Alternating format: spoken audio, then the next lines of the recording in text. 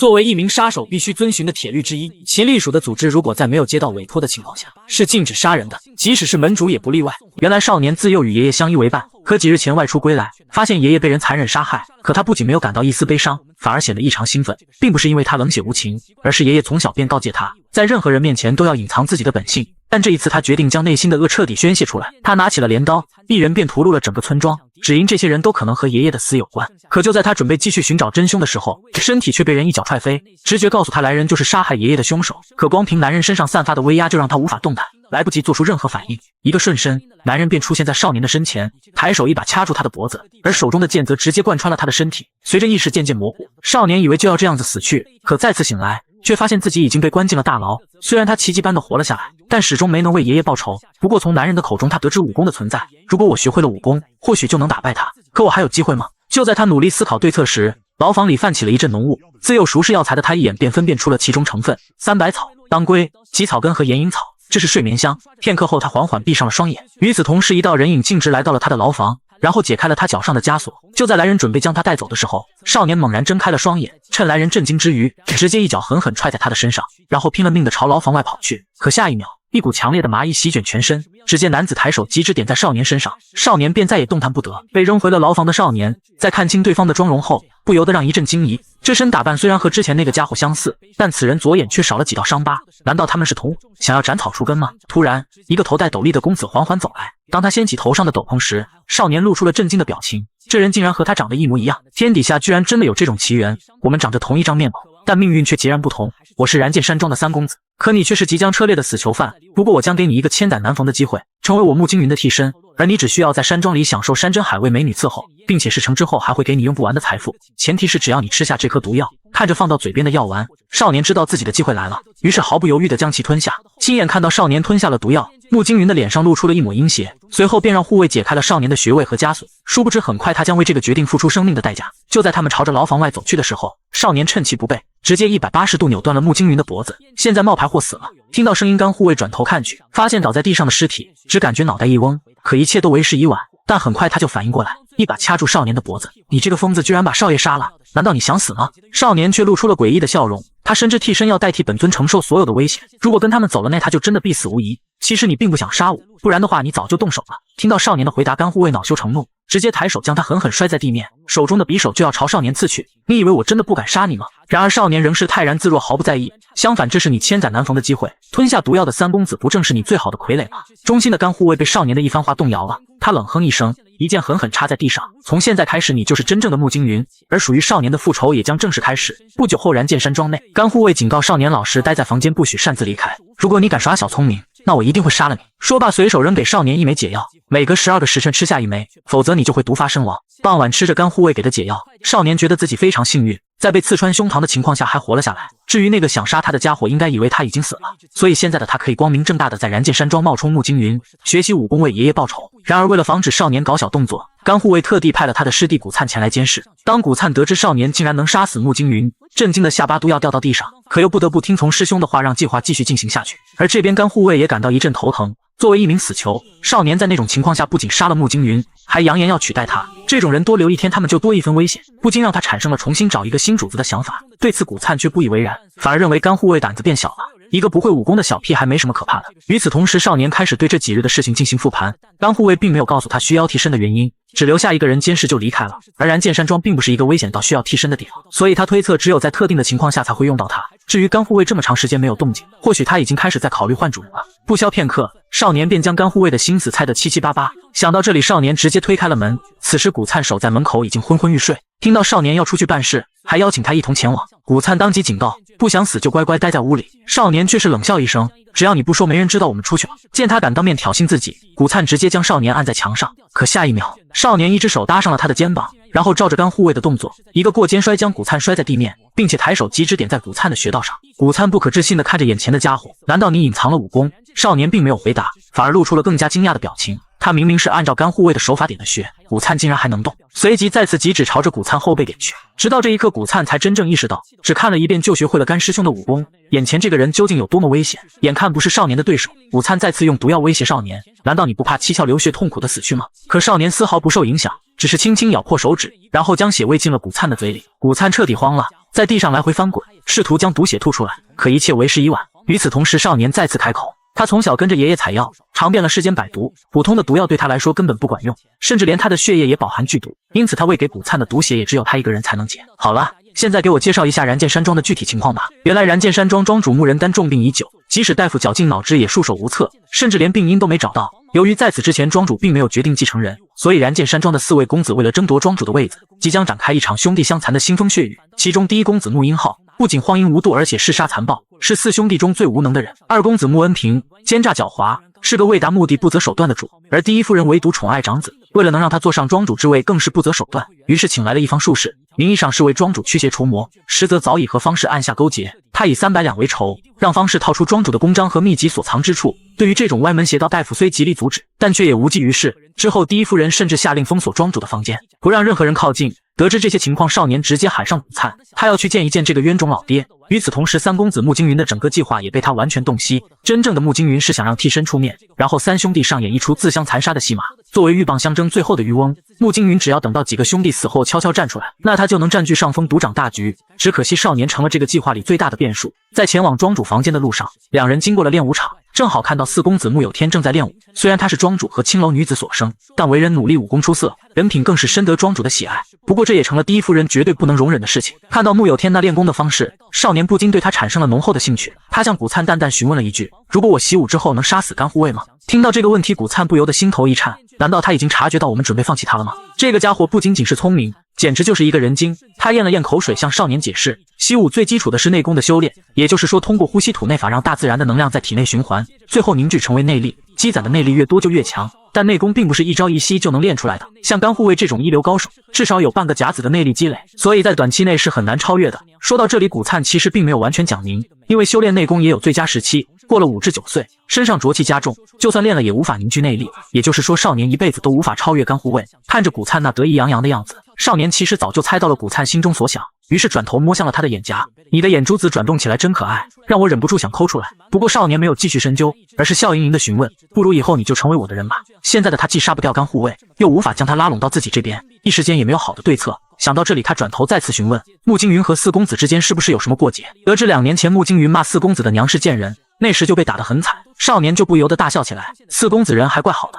起码没有碾碎穆金云的4肢。说罢便转头朝着庄主的房间走去，而这边方氏用红线和铜钱缠绕了整个房间。庄主躺在床上毫无反应，他的心脏处向外扩散出一条条诡异的黑线，虽然看起来像中毒一样，但其实这是被煞气吞噬的结果。幸好他常年习武，这才撑到现在。只可惜重煞太久，即使方氏神通广大，也只有5成的把握。不过他的目的并不是救活庄主，只要能完成夫人给他的委托，庄主的死活与他又有何关系？于是他单手持笔画出一道鬼符，随即大吃一声，鬼符直接贴在了庄主的胸口。一道能量从符咒上疯狂涌现，伴随着方氏口念咒语，手掐印诀，庄主身上的煞气四散弥漫。渐渐的，他双眼通红，似乎马上就要被什么东西附身，就连方氏的身体也被震飞了出去，场面一时间快要失去控制。而就在这时，少年直接推开了房门：“父亲，我来给您请安了。”方氏被突如其来的闯入中断了施法，来不及确认何人，便发出了一声惊呼：“马上给我出去，不然庄主就有生命危险了！”可少年全当没有听见，自顾自地查看起庄主的情况。而就在这时，庄主身上的煞气暴涨，附身的诡异越来越强，形势彻底失去了控制。只见庄主扭曲着身体漂浮在空中，情急之下，方氏赶紧让2人帮忙按住，而他直接一张符咒镇压庄主的额头，口中还不断喃喃。然而庄主身上的煞气越发强大，小小符咒根本无法将其压制，而诡异也开始沿着庄主的手臂向古灿身上传去。就在这千钧一发之际，少年当机立断，一剑斩下庄主的手臂。这一幕彻底惊呆了在场所有人。方氏抬手再次一张符咒贴到断臂上，这才勉强稳住了局面。但此时的方氏已经打起了逃跑的念头。就在他准备收起东西逃之夭夭时，一柄长剑架在他的脖子上。他这点小心思早就被少年看在眼里。古灿想要说些什么，却被少年制止。这就是庄主卧病不起的原因吗？方氏已然被少年的举动吓得浑身哆嗦，只能连连狡辩庄主这是被诡异附身，并且事情还远远没有结束。再这样浪费时间，庄主随时都可能死掉。可少年脸上仍是露出一副事不关己的表情。方氏不由一颤，难道公子你也希望庄主死吗？当听到这个也字时，少年便明白了一切，是大夫人指使你这么做的吗？方氏知晓已经无法继续隐瞒，便将一切全盘托出。古灿听完真相也不由得抹了一把冷汗，若是被大公子夺得庄主之位，他的下场可想而知。为了自己的未来，他连连向少年解释，我们一定要救活庄主，如果庄主死了，大夫人一定会将责任推到公子身上的。方氏也在一旁出言附和，他有办法救活庄主，此时少年却陷入了沉思，但很快他又露出了一抹诡异的微笑。他并没有让方士救活庄主，而是让他继续询问公章和秘籍在哪。就在方士以为少年要将庄主救活的时候，他却让方士继续询问公章和秘籍的所在之处。所有人都被他这个决定吓出了一身冷汗，可少年并没有解释什么。无奈方士只能掏出一个傀儡，如果让诡异继续接触庄主，那他真的就会死掉，所以这个傀儡可以起到代替庄主的作用。说罢，只见方士抬手将傀儡和断臂绑在了一起，他再次手掐印诀口念咒语，附着在断臂上的诡异幻化出一只手臂，将傀儡死死抓住。与此同时，庄主的口中也发出了痛苦的嘶吼。由于诡异散发的煞气太过强大，如果继续动手封印就会被解除，届时三公子肯定不会放过自己。想到这里，方士心中一横，很快就做出了一个一箭双雕的决定。随即他以外人不适合在此为由让古灿先行离开，然后口中再次喃喃几句。庄主在他的控制下缓缓说出了秘籍和公章的藏匿之处。药房地下的丁字石门内，话音刚落，那个傀儡便在煞气的侵蚀下应声碎裂。方士连忙呼喊少年赶快斩断红线，然而就在红线断开的瞬间，诡异沿着地面开始向少年身上爬去，直到这一刻方士才露出了阴险的表情。随着鬼手将少年的身体团团包围，方士一道符咒镇压在少年额头，就这样他既完成了委托，又可以把责任推到少年的身上。只是他不知道的是，这一举动彻底释放了少年深藏内心最纯粹的恶念。此刻得知被骗的诡异将所有的愤怒发泄在少年身上，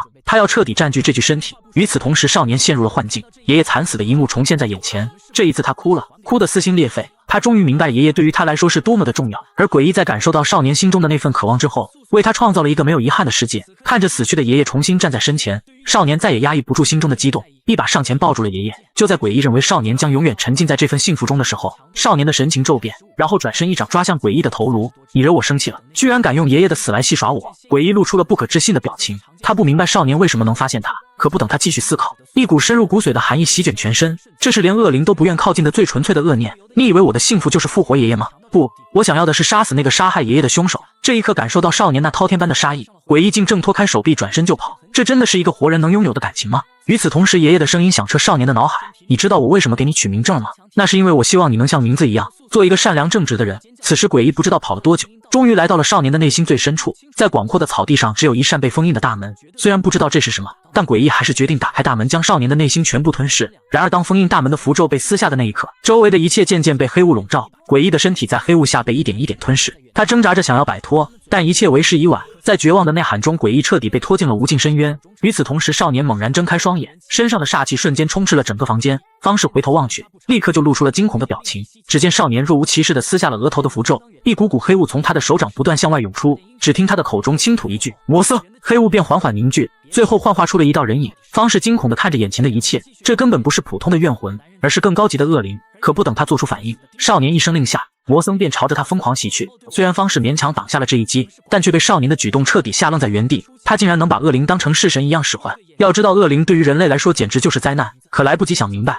恶灵一掌再次抓来。慌忙之中，方士连忙拿起身旁的宝剑。可面对地狱归来的恶鬼，他的身影显得如此渺小，区区凡物又怎么能抵挡得住？只见无数触手抓向他的身体，方士口中不断发出饶命的哭嚎。可少年没有丝毫怜悯，你既然听到了公章和秘籍的事情，那就留不得你了。就这样，方士在无尽的恐惧中被拖入了深渊地狱。直到最后一刻，他才明白，原来从一开始他不过只是少年的猎物而已。片刻后，古灿重新回到房间，看到方士那恐怖的死状，也不由得打了一个哆嗦。接下来，在少年的安排下，他将房间布置成了方士斩下庄主的胳膊后还想杀他的样子。可古灿却担心这样的小把戏骗不过大夫人，少年竟毫不迟疑，直接抬起宝剑扎进了自己的大腿。这一幕让古灿只感觉后背发凉，没想到他对自己也如此狠辣，心中的恐惧越发强烈。这种人根本不是他能招惹的。而就在这时，一个人影突然闯入，来人正是燃剑山庄的内堂主张明仁。原本他和庄主穆仁丹是出生入死的好兄弟，19年前他便誓死效忠庄主，可如今却为了燃剑山庄的未来，竟鬼使神差地答应了戴夫人的要求，暂时离开一会应该不会出什么问题。没想到一回来就看到了这一幕，他愤怒地质问两人对庄主究竟做了什么。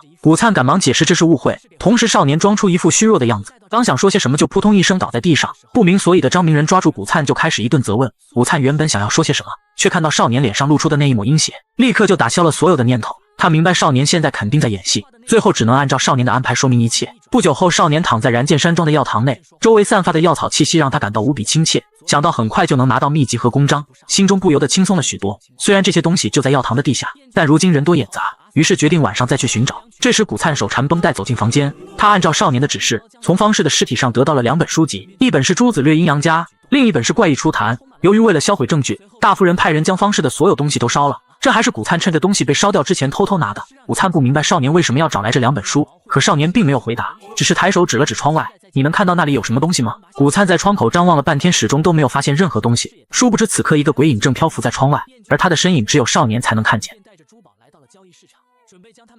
就在正儿以为计划一切顺利的时候，大夫人突然到访药堂，看到他的出现，古灿和正儿都吃了一惊。古灿赶忙行礼，可正儿却仍坐在床上，表示自己大腿受伤无法起身。古灿在一旁为他这个举动捏了一把冷汗。作为武术世家出身的大夫人，不仅武功高强，而且为人狡猾，是比老大穆英浩更危险的人物。就连甘护卫也提醒要多加小心。大夫人扫视一眼后，突然一拳砸在正儿的腿上，剧烈的疼痛让正儿不由得闷哼一声。古灿想上前阻止，却被一把剑架在了脖子上。大夫人笑盈盈地看着正儿，他一眼就看出正儿的伤是自己造成的。他没想到正儿为了隐瞒真相，竟然还特意自残。你虽然骗过了内堂主，但却骗不了我。要知道厉害的方式在施法时是绝对不可能被法术反噬，你竟然用这种把戏愚弄我。说罢，大夫人再次一巴掌扇在正儿的脸上，正儿那弱小的身体瞬间被拍飞出去。大夫人甩了甩手，继续逼问：“你在房间里到底听到了什么？”听到这话，正儿先是沉默片刻，然后扑哧一声疯狂大笑起来。大夫人以为他这是得了失心疯，但下一秒，正儿的神情瞬间变得冷漠，随即他轻吐一句：“魔僧。”一个鬼影在他身后骤然出现，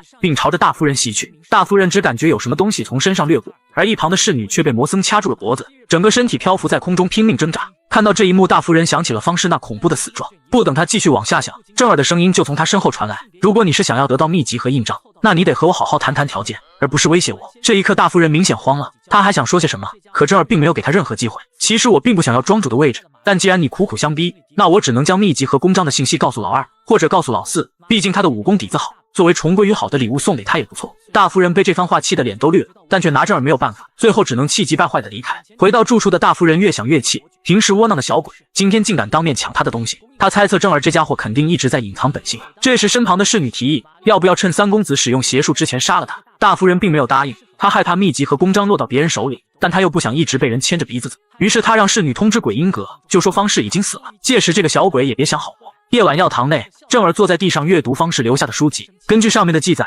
原来人死后会变成冤魂，甚至成为诡异，而根据各种条件会形成不同等级的恶灵。第一种叫赤灵，只可以让活物感到一丝恶寒；第二种为猪灵，这个等级已经可以附身人体，让人感到身体不适；至于第三种黄灵，则已经强大到可以使用煞气杀人。而正儿的魔僧就属于黄灵，但从之前的情况来看，魔僧根本无法对大夫人出手，看样子能否造成威胁应该和目标的实力息息相关。刚才他在古灿身上试了试魔僧的力量，效果不错，但想要对付大夫人和甘护卫仍是不够，所以他必须尽快找到一个更厉害的诡异，也就是第四种绿灵，一种存活了数十年的恶灵，可以让人产生混乱，是极度危险的存在。就在这时，魔僧找到了进入地下室的入口，看来是时候去拿秘籍和公章了。就这样不知道走了多久，正儿终于走到了梯子的尽头，映入眼帘的是甲乙丙丁四扇石门，钉子石门正是他的目标。然而刚踏入房间，他就触碰到了机关，一块巨石从天而降，随即周围的箭矢疯狂朝他射来。凭借敏捷的身法，正儿轻松躲开了攻击，但机关并没有结束，一道擎天巨柱再次砸来，正儿纵身一跃，险而又险地躲开。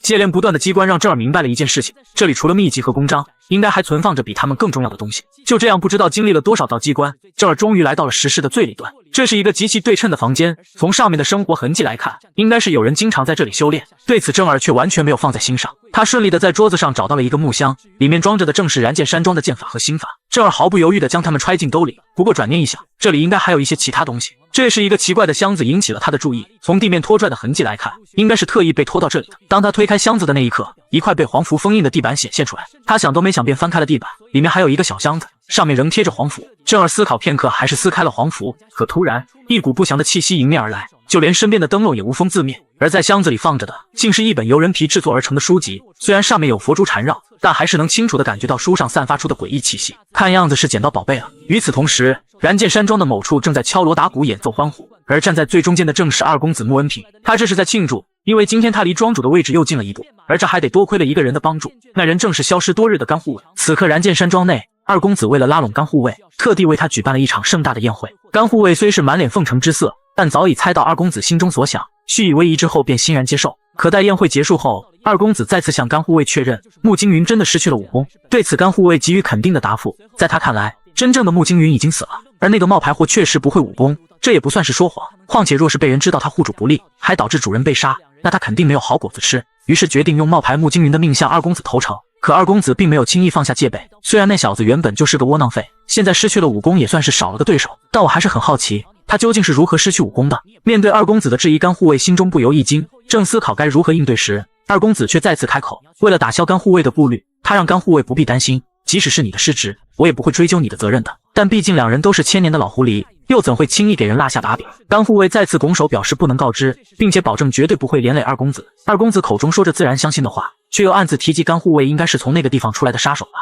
听到那个地方，甘护卫虎躯不由一震。原本他以为二公子只是个乳臭未干的小屁孩，没想到对方早已将他调查得了如指掌，瞬间形势变得越发微妙。然而二公子并没有就此放手，他开始步步紧逼。难道这些也是不可言说的秘密？甘护卫被吓得连忙矢口否认。见甘护卫已经被自己完全拿捏，二公子这才果断收手。他不再多说什么，只是让甘护卫先行离去。不过事情并没有结束，二公子对甘护卫提供的信息仍抱有很大怀疑，随即下令属下查明甘护卫的意图以及穆惊云的真实情况。属下对此感到非常困惑，难道仅仅只是确认穆惊云有没有丧失武功吗？二公子冷冷一笑，那就顺便废了他那两条没用的双腿吧。与此同时，药堂地下室内，少年正拿着那本人皮古书端详了许久，指尖上能清楚地感受到上面传来的跳动，仿佛其中隐藏着某种强大的能量正在翻腾。尽管它并非活物，但少年知道这本古书绝对非同凡响。此刻他已经迫不及待地想要解开封印在上面的佛珠，可突然他的身后泛起一道黑雾，魔僧的身影渐渐显现。正当少年准备询问发生什么事的时候，魔僧的脸色骤变，仅仅只是扫视了一下少年手中的人皮古书，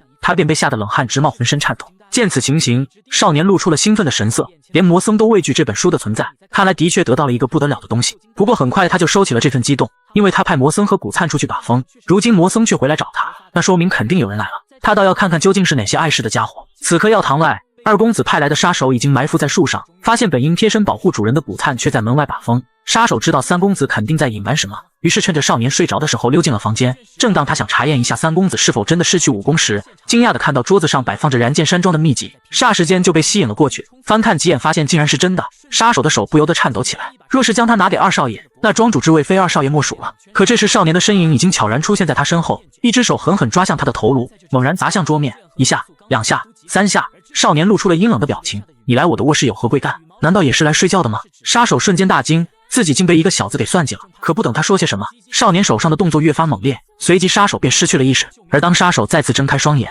已经被倒吊在了房梁下。只见少年邪魅一笑，那冰冷的匕首狠狠扎入地板。我们是不是该好好谈谈了？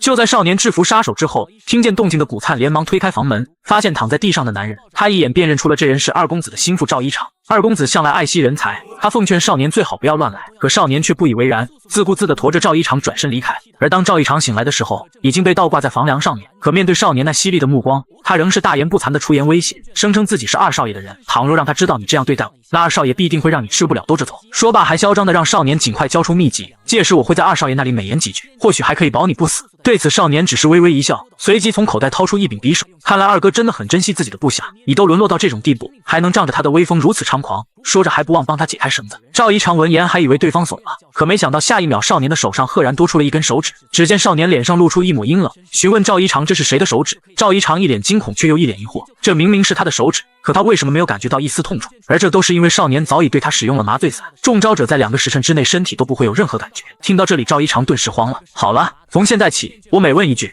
你若不回答，那么每一秒我便切下你一根手指。首先，二哥派你过来的目的是什么？此时赵一长早已被吓得失了神，根本来不及反应。也就在这犹豫的片刻，他的手指犹如切菜般被一刀刀斩下，瞬间赵一长的手指便所剩无几。正当少年准备砍下最后一根大拇指的时候，赵一长终于从恐惧当中反应了过来，急忙解释自己是来探查他是否真的失去武功的。听到这里，少年陷入了沉思，他推测看来是甘护卫投靠了二哥，随即再次提问，是甘护卫说的吗？赵一长给出了肯定的回答。看着眼前这个心思缜密的少年，赵一长也没想到，仅凭寥寥数语，他便洞悉了甘护卫的背叛，不禁开始怀疑这是否一开始就是他们的计谋。然而此时他已经顾不得想那么多，因为他从少年的身上感受到了一股浓浓的杀意。他拼命呼喊恳求放了他，并且扬言誓死效忠三公子，甚至愿意用自己的生命为三公子做任何事情。而就在这时，少年一改刚才那阴狠的表情，露出了一副和善的笑容。刚好我也有一件事想拜托你，你现在可以帮我吗？赵一长听到这话，犹如抓住了一根救命稻草，连忙感谢少年的不杀之恩，只要是三公子的命令，我一定办到。话音刚落，只见一柄匕首径直穿过了他的脖子。与此同时，少年阴狠地看向眼前的男人，人，口中只是冷冷一句：“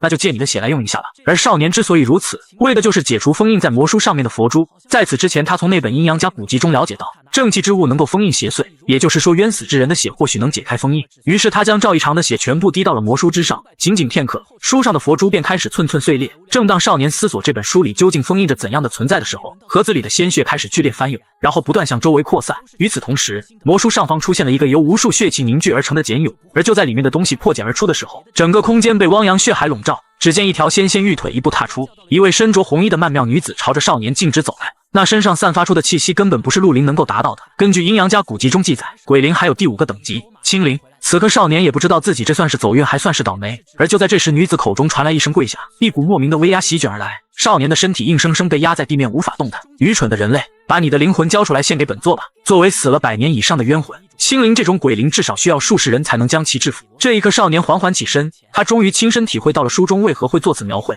果然是非常危险的存在。看到眼前的少年竟然还有余力起身，女子眼眉轻挑，不禁对他开始产生了兴趣。少年并没有放弃抵抗的意思，甚至还调侃对方只不过是个没有身体的鬼灵，什么都做不到。既然你那么想要得到我的身体，那就用武力来抢吧。然而话音刚落，只见红衣女子只是轻轻抬手，地面上瞬间激发出一股鲜血，形成尖锐的利刃，直接戳穿了少年的腹部，深深的留下了一个大洞。少年就此轰然倒地。然而红衣女子并未停下手上的动作，第2根血刺疾驰而出，无情的将少年的半张面孔摧毁殆尽。少年口吐鲜血，剧烈的疼痛让他浑身不自觉地颤抖起来。然而他始终没有屈服。看到这一幕，女子心中也感到无比震惊。明明是如此脆弱的人类，乖乖献上自己的灵魂不就好了吗？然而眼前的少年仍然坚韧地挺立着，这小子绝非等闲之辈。于是他再次挥手，将少年狠狠地甩上了屋顶的横梁之上。凡人，我给你个提议，只要你愿意献出灵魂，我便实现你一个心愿。面对红衣女子的提议，少年疑惑了，对方明明占据绝对优势，为何还要提出这样的要求呢？红衣女子则解释称，若是继续战斗下去，恐怕会伤害到少年的灵魂，对他来说也没有任何好处。如若你选择拒绝，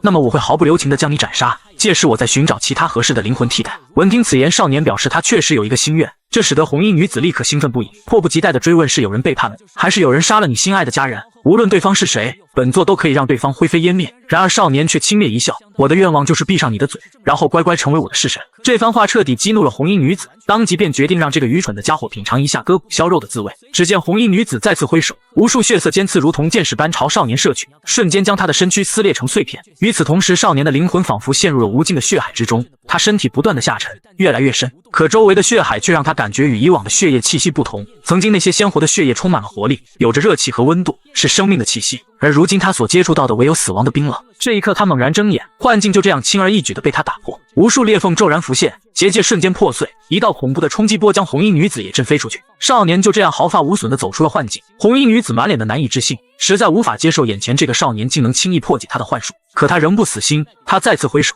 一只血色蝴蝶幻化而出，朝着少年缓缓飞去。而当血色蝴蝶接近少年之时，他的脸上也被划开了一道血痕。然而少年甚至连眼皮都未曾眨一下，依旧泰然自若地站在那里。此时红衣女子再次震惊不已，她的幻术即便是一流的方式也未必能够破解，而眼前这个少年却如此轻易地做到，难道这就是与生俱来的天赋吗？就在这时，少年却突然放声大笑，引得红衣女子咬牙切齿。纵使你成功破除了幻境，你以为就能改变当前的局面吗？少年冷冷回应道，他只不过是想起了一件颇为有趣的事情。听到这里的时候，红衣女子明显有些慌了，而当看到那本封印她的人皮魔书，她知道对方已经知道了她的弱点。没错，越古老的灵体通常越需要一个可以容身的媒介，而这本书恰恰就是他的媒介。而就在这时，只见少年张开大口开始疯狂撕咬书皮，与此同时，一道道血痕从女子身上浮现，他有些瞠目结舌，力量开始肆意。他怎么都没有想到这家伙竟然将书皮撕破。要知道这本书充满了妖气，就连一流方式都无法将其破坏，只能勉强将其封印，如今却被这个小鬼撕破了。红衣女子发疯一样扑向少年，死死扼住少年的脖颈。她的心里只有一个念头，尽快结束这个少年的生命。但少年的口中依然咀嚼着书皮，还疑惑地询问女子为何不直接夺走人皮古书。然而其实他早已洞悉真相，红衣女子根本无法触碰到这本诡异的书籍。红衣女子气得咬牙切齿，威胁少年立刻将书吐出来。然而少年却毫不犹豫地将其吞入腹中。与此同时，他体内血气开始肆意翻涌，身体犹如第一次吃下毒草时一样，仿佛就要四分五裂。不过此刻少年却感受到眼前这个鬼灵内心深处的愤怒，这种愤怒远超肉体所承受的痛苦，就像他一样渴望向某个人复仇。那是一种仇恨的怒。此时红衣女子口中不断咒骂少年简直是个疯子，双手更是紧紧掐住少年的喉咙，少年当场口喷鲜血。就在此时两人目光相接的一刹那，红衣女子的记忆如同洪水猛兽般涌入少年的脑海。下一秒，少年发现自己已经置身于一个完全陌生的环境之中，他的周围尸横遍野，血流成河。身负重伤的红衣女子正在苦苦支撑，只见她撕扯下身上的衣物，将双手和长剑紧紧缠绕在一起，剑尖直指宝座之上的那个男人。尽管少年听不见他们在说些什么，但他能清楚地感受到红衣女子心中滔天的怒火。宝座上的男人居高临下地俯视着红衣女子，这使得红衣女子更加愤怒，她拼尽全力地朝这个男人冲去。就在两人激战的一瞬间，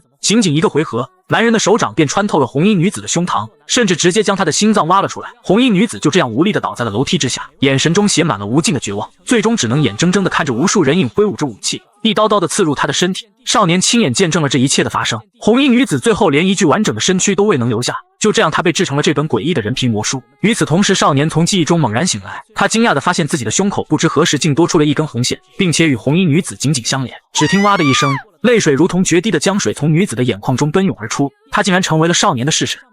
愤怒瞬间吞噬了他的理智，气急败坏下一把掐住了少年的脖子，命令对方立马解开与自己的契约。可下一秒，他的脖子上赫然浮现出一道深深的掐痕，一股突如其来的窒息瞬间席卷全身，他又气又恼，可却无可奈何，最后只能愤然转身，躲到一旁独自生闷气。而这一幕放到少年眼中，立马让他恍然大悟，原来式神会和主人共享痛苦，这不禁让他想到了魔僧。之前自己承受了那么多的痛苦，现在他又怎样了呢？此刻屋外，魔僧正可怜兮兮地站在那里，之前发生的一切全都映射到了他的身上，然而没有得到少年的命令，他只能默默地忍受痛苦。与此同时，红衣女子也渐渐恢复了平静，场面一度陷入了尴尬。眼看对方并不想理睬自己，少年于是率先开口询问：既然我们以后都要在一起，那是不是应该互通一下姓名呢？我叫穆惊云，你呢？然而红衣女子仍是一副冷若冰霜的样子，少年只好使出最后的绝招。那好吧，既然这样，那以后我就叫你红色金龟子好了。红衣女子又慌又怒，大骂少年是不是疯了？小子，你竟然戏耍本尊！少年听到这话却是哈哈大笑起来，暗道自己的计谋起作用了，于是调侃起了对方。看来你好像是不乐意啊。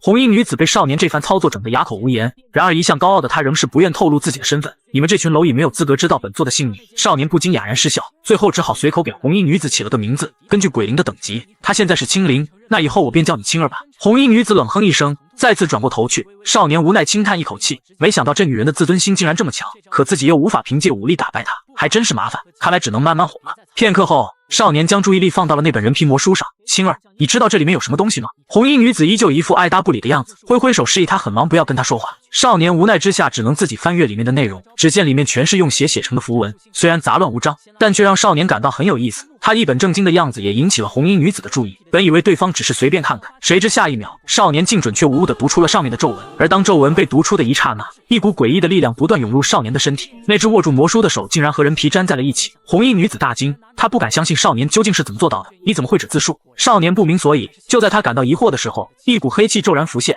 开始不断侵蚀他的身体。红衣女子大感不妙，连忙惊呼：小鬼，赶紧屏住呼吸，放空大脑，什么都不要想。少年听从，只是屏气凝神。渐渐的，那诡异的黑气逐渐稳定了下来。与此同时，扑通一声，粘在手上的魔书也掉落在了地上。红衣女子大为震撼，如此轻松就解开了扭曲的者字术，一个不会武功的家伙居然有这种能力。这一刻，她破天荒地露出了一抹笑容。生前她未能亲眼看到这一幕，没想到死后还能有幸目睹。这个少年果然是个奇才。这边少年摆脱危险后，一屁股瘫坐在地面。他不明白刚才究竟发生了什么，是你的术士失去了控制，过程中呼吸出现了问题。听到女子的解释，少年还不忘调侃一句：你现在终于肯和我认真说话了。女人慌忙解释，她只是怕对方乱来连累到自己，所以这字术到底是什么？那是一种能够通过体内能量产生吸力的方法。少年却更加疑惑了，为什么我会感到肚子疼痛、血管紧绷？这都是因为你没有正确使用者字术，体内产生了逆流，气息因此变得紊乱不堪。说完这些，红衣女子便指挥少年将赵一长的尸体摆好，你按照刚才的方法，再在这人的身上重复一遍。只见少年口念咒语，手掌上再次出现了一股强大的吸力，但和之前不同的是，这一次他感受到了一股温暖的气息，正顺着血管向他的丹田凝聚。看样子你已经领悟到了其中的奥秘，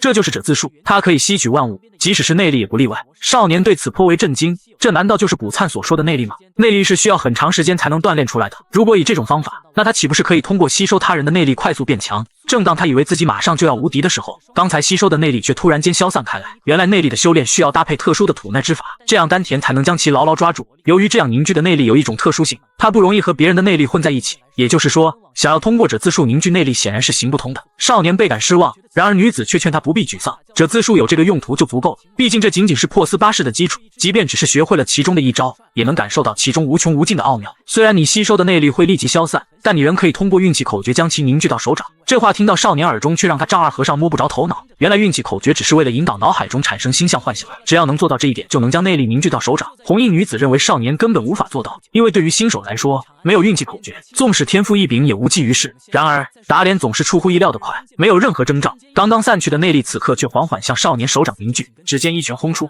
那粗大的梁柱竟轻而易举折为了两段。这一幕彻底震惊了红衣女子，她生前见过无数奇才，这还是第一次看到如此出色的孩子。一个完全不懂武功的菜女，竟然在没有口诀的情况下施展出了破丝一式。此刻少年沉浸在那一拳的威力当中，怪不得大家都想要学习武功，只要学会了这个，杀人就更加容易了。这话却让女子再次感到无比惊讶，这小子不仅仅是厉害那么简单，甚至还看破了武功的本质，那就是如何有效地杀死对手。而就在这时，少年迫不及待地再次询问起了破丝巴式的第二式是什么。女子正想回答，突然却想到了什么，随后一脸傲娇地转过头去，差点又被你骗了，本座绝不会帮你的。刚才稍没忍住就说漏嘴了，现在他终于明白为什么那些老东西一直喊着要收徒弟了。看见女子再次摆出了一副爱答不理的样子，少年不免感到有些失望。原本打算询问一下自己手上的那股黑气是怎么回事，但眼下这情形，想必现在问了他也不会回答我，倒不如自己慢慢探索。与此同时，另外一边，石夫人的护卫胡英来到了鬼影阁，然而刚踏入房间，眼前便出现了一堆瘆人的木雕，这不免让他有些背脊发凉。就在他准备说话之际，旁边的烛台毫无征兆的自行燃烧起来，周围的一切无时无刻透露着一股诡异的气息。他赶紧将方士淼幸被三公子杀死的事情说出，并且表示对方如果愿意接下杀死三公子的委托，戴夫人将会额外增加400两作为报酬。可当他把话说完，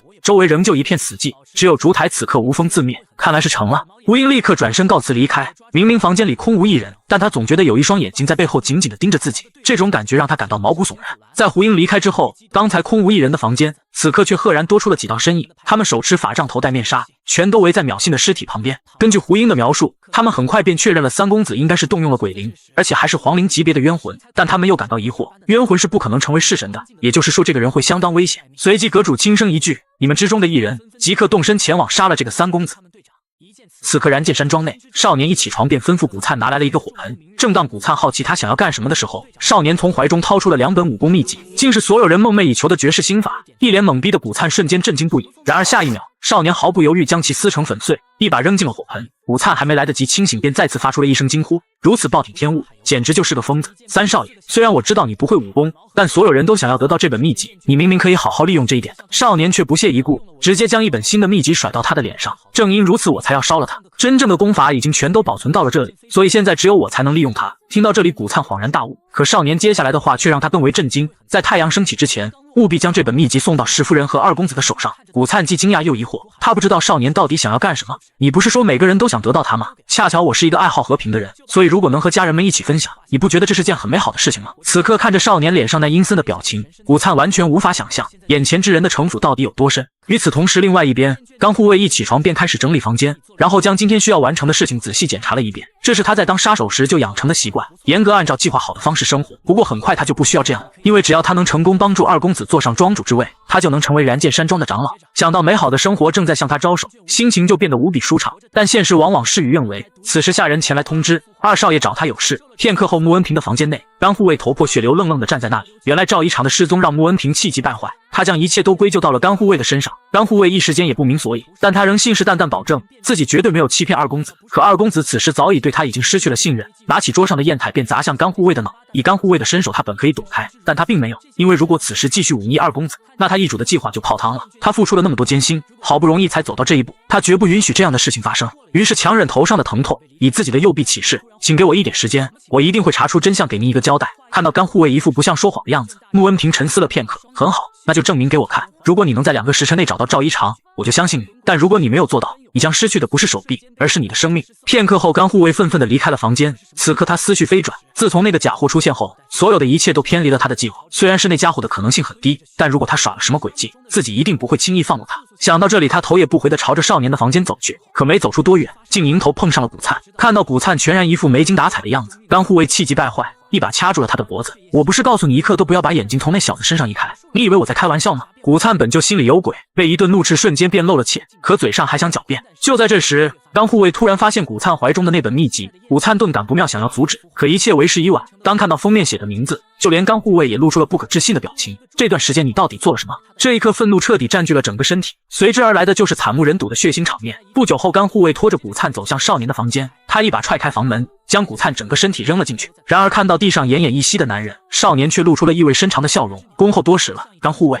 那泰然自若的样子让甘护卫不禁大声咆哮了起来。他一把掐住少年的脖子，质问少年到底对二公子的护卫做了什么。可少年却装出一副毫不知情的样子。你觉得一个连武功都没有的人能对他做些什么呢？甘护卫知道少年说的确实如此，但心里总有一种不安的感觉。毕竟眼前的少年毫不犹豫就将真正的三公子杀了，如此深的心机又怎么会乖乖听话呢？这一刻他才猛然惊醒，一定是这个家伙杀了赵一长。想到这里，甘护卫直接掏出了匕首，这样的人绝对不能让他活在世上。而这边看到甘护卫掏出了武器，少年却露出了兴奋的表情。随着一道剑芒划过，鲜血四溅，然而少年并没有死去。甘护卫并不甘心就这样结束，整整3年，你知道我这3年是怎么过来的吗？为了进入燃剑山庄，我花光了所有积蓄，每天还要做着各种杂活，好不容易坚持到现在，可如今却都被你给毁了，所以我必须杀了你，不然我也会死在这里。说到这里，甘护卫却从怀里掏出了那本心法。不过现在你还有一次机会，告诉我剩下的秘籍在哪，或许我还会饶你一命。眼看狐狸尾巴终于露了出来，少年冷冷一笑，但表面上还是装出一副无辜的样子。我不知道你在说什么。眼看软的不行，甘护卫再次将匕首对准了少年的脖子，威胁对方如果不将秘籍交出来，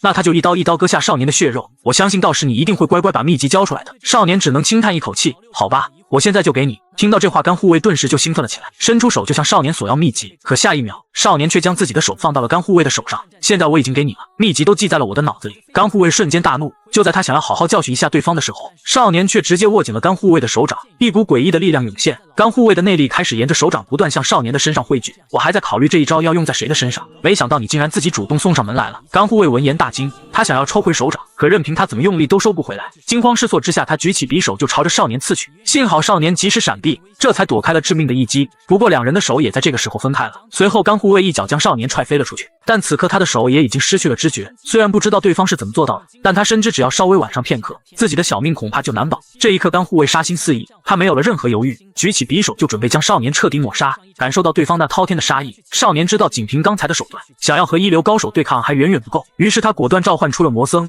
随着一声令下，甘护卫的手以一个诡异的姿势停在半空。正当他诧异究竟发生了什么的时候，少年一把接过掉落的匕首，狠狠地扎进了甘护卫的身体。突如其来的变故让甘护卫连连后退，好在被刺的地方没有造成致命伤害。现在的他已经开始后悔将这样的祸害带回这里了，但幸好自己还留了一手。你应该没有忘记毒丹吧？如果继续打下去，我和你只能两败俱伤，不如我给你解药，你放我离开怎么样？此刻甘护卫想着只要低个头，后面再找机会杀了对方也不迟。然而话音刚落，甘护卫却口吐鲜血跪倒在地上。他陷入了疑惑，明明这点伤害根本无法伤及他的性命，为什么如今却伤得这么深？突然他恍然大悟，是毒药。你究竟是什么时候下的毒？你的匕首沾了我的鲜血，我从小就吃了很多毒草，所以我的血液就是剧毒。至于你给我吃的毒丹，对于我根本起不到任何作用。此话一出，甘护卫犹如晴天霹雳。这一刻他终于体会到了死亡的恐惧，刚才还嚣张无比的他立刻就不自觉地颤抖了起来。可他还不想死，求求你饶我一命，我愿意当你的狗，永远效忠你。然而少年依旧神情冷漠，虽然你的态度让我很满意，但如果你从一开始就这么做的话，或许我们还能成为不错的同伴。说罢，少年狠狠一用力，甘护卫胸口的匕首彻底没入了身体。像他这种随时都会更换主人的狗，又怎么可能会忠心？所以少年绝对不会让对方留在自己的身边。渐渐的，甘护卫在无尽的懊恼与不甘中失去了意识。做完这一切，少年起身伸了伸懒腰，虽然花了点心思，但能这么快将这个心腹大患解决，少年也觉得自己很走运。随后他将目光看到了一旁的古灿身上，甘护卫并不知道秘籍的事情，看来这家伙的嘴巴还挺严。对于这个家伙，少年也越来越满意了。想到这里，他一把叫醒了还在装死的古灿，快点给我起来！打架的时候我已经看到你在那偷偷挪动身体了。古灿略显尴尬，原来这里的一切都在少年的掌控之中。片刻后，少年让古灿清退周围的人，而他则独自留下来处理甘护卫的尸体。他再次将手放到了甘护卫的身体上，和之前一样，一股温暖的能量不断涌入他的体内。但这一次他并不是想要吸取甘护卫的内力，他其实是想要确定另外一件事情。随着甘护卫的内力被吸收殆尽，一股浓郁的黑气瞬间暴涨，这正是人死亡之后散发出的死气。和内力不同，这股冰冷的气息在进入少年的丹田后并没有散去，这种感觉让少年犹如回到了镰刀鬼的时候，而这一幕全都被青灵看在了眼里。现在他终于明白了旁边这个秃驴为什么会听从少年的使唤，他简直比修罗恶鬼都还要恐怖。不过是因为少年的魔功或将迎来突破。按照正常的运功方式，只要沿着经脉调息，就能将真气凝聚到丹田。可少年却偏要逆其道而行，反方向运转功法，这可把青灵高兴坏了，因为这将是他弑主复仇的最佳机会。此刻二公子的房间内，作为穆恩平的首席护卫，陈阳认为甘护卫应该不敢说谎，可二公子却不这样认为。在他看来，即使甘护卫说了谎，也应该是那种不会被马上被识破的，因为他深知像甘护卫这种人，不仅欺软怕硬，而且如果一开始就对他好，那后面他肯定会肆无忌惮爬到自己头上来。所以对付这种人，需要让对方明白谁才是真正的主人。因此，在真相查清楚之前，二公子需要表现出一副宽宏大量的样子，只有这样，甘护卫才会卑躬屈膝跪倒在他的面前。闻听此言，对于二公子的驭人之术，陈阳深表佩服。像甘护卫这种忠诚度低的人，确实需要一点点考验。然而就在这时，护卫韩生突然前来禀报，甘护卫试图想要杀死三公子，而且三公子在外堂接受调查时说，指使他的人就是穆恩平少爷。闻言，房间里所有人瞬间大惊。先不论甘护卫为什么突然做此举动，就凭三公子对他的诬陷，穆恩平就被气得火冒三丈。他大声质问甘护卫去哪里了，然而却没人知道他的下落。甘护卫就好像凭空消失了一样。穆恩平顿感不妙，他拿起武器就准备找三公子对峙。众人见状连忙上前阻止，如果现在对三公子出手，无疑就是证实了他的说法。穆恩平气急败坏，那难道我就这么坐以待毙，要让那混蛋嘲笑我吗？突然，陈阳想到了一个办法，或许我们可以联系那个地方的人，如果三公子所说为实，那么让他们出手应该会比预料中更加简单。毕竟甘护卫所属的那个组织，据说在暗杀方面非常自信，根据他们的铁律，是绝对不会容忍刺杀失败的，即使是退出组织的杀手也没有例外，所以他们一定会不惜一切代价完成任务。稍后我就去联系他们。听完陈阳的建议，穆恩平这才一改刚才的愤怒。画面一转，此时的少年正按照秘籍的方法修炼内力，然而不管他怎么尝试，当真气运转到丹田附近时，就会莫名其妙的散掉。于是他叫来了古灿，想要问问对方知不知道是什么原因。可古灿在听完少年的疑惑后，却是一脸尴尬。昨天还连武功都不会的家伙，一个晚上就想感受到真气，这个家伙怕不是疯了吧？此刻他真想对着少年一顿痛骂，可想想对方毕竟是个孩子，不懂装懂也属正常。况且如果真的这样做了，后面肯定会被揍一顿。无奈只能表示让他来测试一下，我把真气输送到你的体内，帮您查看一下是什么问题。随后两人盘膝而坐，随着功法开始运转，少年的身上同时凝聚出一股股真气，这让古灿感到无比震惊。没想到他竟然真的可以运转真气，而且从真气流转的情况来看，少年的穴道竟然没有丝毫堵塞。这种情况哪怕是内功高手，每天推功过血也难以做到。难道这个家伙真的是旷古奇才？随着古灿的真气进一步往少年的丹田运转，一股冰冷到毛骨悚然的能量骤然出现，下一秒竟硬生生弹开了古灿的双手，而少年凝聚的真气也不出意外的全部消散。见古灿一副欲言又止的样子，少年让他不必隐瞒，实话实说。其实对于那股诡异的能量，古灿也不知道是什么东西，但根据目前的情况看，少年确实无法在丹田上凝聚内力。少年感到一丝沮丧，难道自己真的要止步于此了吗？这时古灿却继续说道，细细想想，您丹田上的那股能量似乎不像是正常运气产生的，反而有种完全相反的感觉。此话一出，古灿马上就后悔，连忙解释这不过是他的推测，让少年千万不要当真。可少年听后却陷入了沉思，或许你说的很对，我应该逆转方向来运气调息。闻言，古灿大惊，要知道逆行运气是很容易走火入魔，他想要大声劝阻，可这时一道血雾却将他牢牢困住。只见青灵的身影犹如鬼魅般出现，他嘘了一声让古灿安静。对于弑神来说，如果对契约者下手，他们就会遭到反噬，但如果契约者自行身亡，弑神就能因此得到解放。这一刻他已经期待很久了，等你变为灵魂之后，我一定会亲手把你撕成粉碎。与此同时，山庄某处，大夫人见到了鬼影阁派来的方士，可对于此人，大夫人却感到很不放心。淼信这么厉害的人都被杀了，鬼影阁竟然只派了一个人来，而且从声音上听来还是个年轻的女子。除此之外，这淼信的尸体怎么又带了回来？对此来人并没有放在心上，原来他是淼信的师姐，名为硕，而这尸体则是用来寻找杀害他的凶手。只见方世硕缓缓开口，在找到杀害我师弟的凶手前，我还需要确认一件事，是否要帮您除掉三公子。闻言，大夫人先是一阵惊讶，随后却又欣然一笑，你的做事风格倒是令我很满意。在得到大夫人的确认之后，只见方世硕手掐印诀，口念咒语，下一秒淼信的尸体竟诡异般的张开了大嘴。与此同时，方世硕再次打出几道手印，然后举起桃木匕首狠狠扎进了淼信的尸体。只见一股股诡异的能量浮现，淼信的身体上隆起一颗颗恶心的肉球，紧接着化为一只只触手沿着七窍钻出，最后形成一只巨手朝着少年的方向涌去。此刻身在房间中的少年并未感觉到危险已经降临，然而青灵却率先察觉到了异样。可就在他反应过来的同时，那一只只巨手已经抓向少年的头颅。少年第一次修炼神功，却反其道而行，沿着经脉逆行调息，将所有人避之不及的死气吸入体内，这可把青灵吓了一跳。要知道活人吸收死气将必死无疑，可少年不仅没事，反而还魔功大成。然而就在刚刚，少年还处在濒死的边缘，随着无数鬼手朝着少年的头颅抓去，幸好魔僧率先做出了反应，他一个闪身便挡在了鬼手身前，可单凭他一个小小的皇灵根本无法与之抗衡，随意一击便被拍飞了出去。青灵在看到这一幕后也顿感不妙，而这边方世硕的施法仍在持续，手上的桃木匕首一起一落，疯狂地扎在淼信的身体上，每扎一下其痛苦就会毫无保留地通过鬼手传到触碰者的身上。这一幕看在大夫人眼中，却让她兴奋无比。没错，就这样，让那个小鬼尝尝什么叫做痛苦的滋味。然而这个想法最后还是没能如愿，因为此时青灵也出手了。他不急不缓吐出一口青烟，只是轻轻抬手，那满地鲜血便化为了无数利刃，将所有鬼手尽数斩断。他倒要看看究竟是谁如此大胆，竟敢破坏他的计划。只见他眼神一凝，瞬间便洞悉了背后的一行人。随即他大手一挥，一声寂灭传出，一道恐怖的能量顺着鬼手传到方世硕的身上，瞬间连同秒信的尸体一起震飞了出去。方世硕口吐鲜血，冷汗直冒，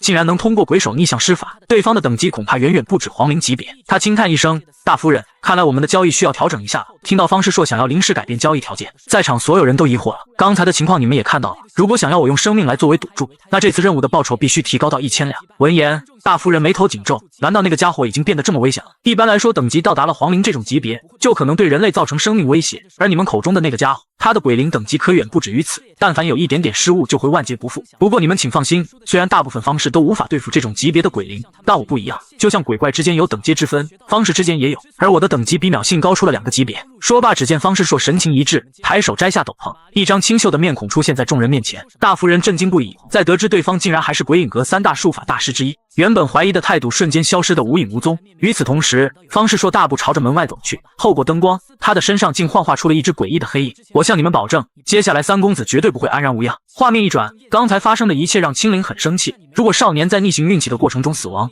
就无法被认定为是自杀身亡，那他好不容易等到的机会就没了，所以他必须保护少年不受任何打扰。然而事情的发展却出乎了他的意料，此时少年的身上泛起了一股股黑气，青灵大惊失色，他不敢相信一个活人竟然能够吸收死亡之气，眼前这个小鬼每天都在刷新他的认知，虽然不想承认，但这惊人的天赋的确让他越来越感兴趣了。此刻，少年看着手上那团团黑气，轻笑一声，果然和我猜想的一样，只要通过这种方法，真气就不会散掉，只可惜这种黑气还是太少，没办法在丹田处凝聚出内力。然而这话却让青灵感到一阵无语。正当少年疑惑为什么青灵会这样看着自己的时候，发现整个房间变得乱七八糟。此时的魔僧遍体鳞伤坐在一旁，而古灿也在地上倒头就睡。难道是因为年轻真好？青灵一脸尴尬，正想找个借口搪塞过去，这时魔僧却神情严肃起来，下一秒就凑到少年面前偷偷告起了状：“你这吃里扒外的秃驴，明明刚才也有你的份！”青灵傲娇的扭过头：“你这小鬼，我救了你，你竟然连句感谢都没有！”少年正想开口，然而下一秒，诡异的一幕发生，只见一团团黑影沿着房门涌进房间。你这家伙还真是吸引了不少令人讨厌的东西，也不知道是什么样的疯子会选这么恶心的东西来操纵。听到青灵的话语，少年蹲下身子准备查看，然而眼前的一幕也让他感到一顿恶心。一场专门针对少年的杀局，没想到随着一股诡异降临，却意外造就了一个无数人闻风丧胆的天魔。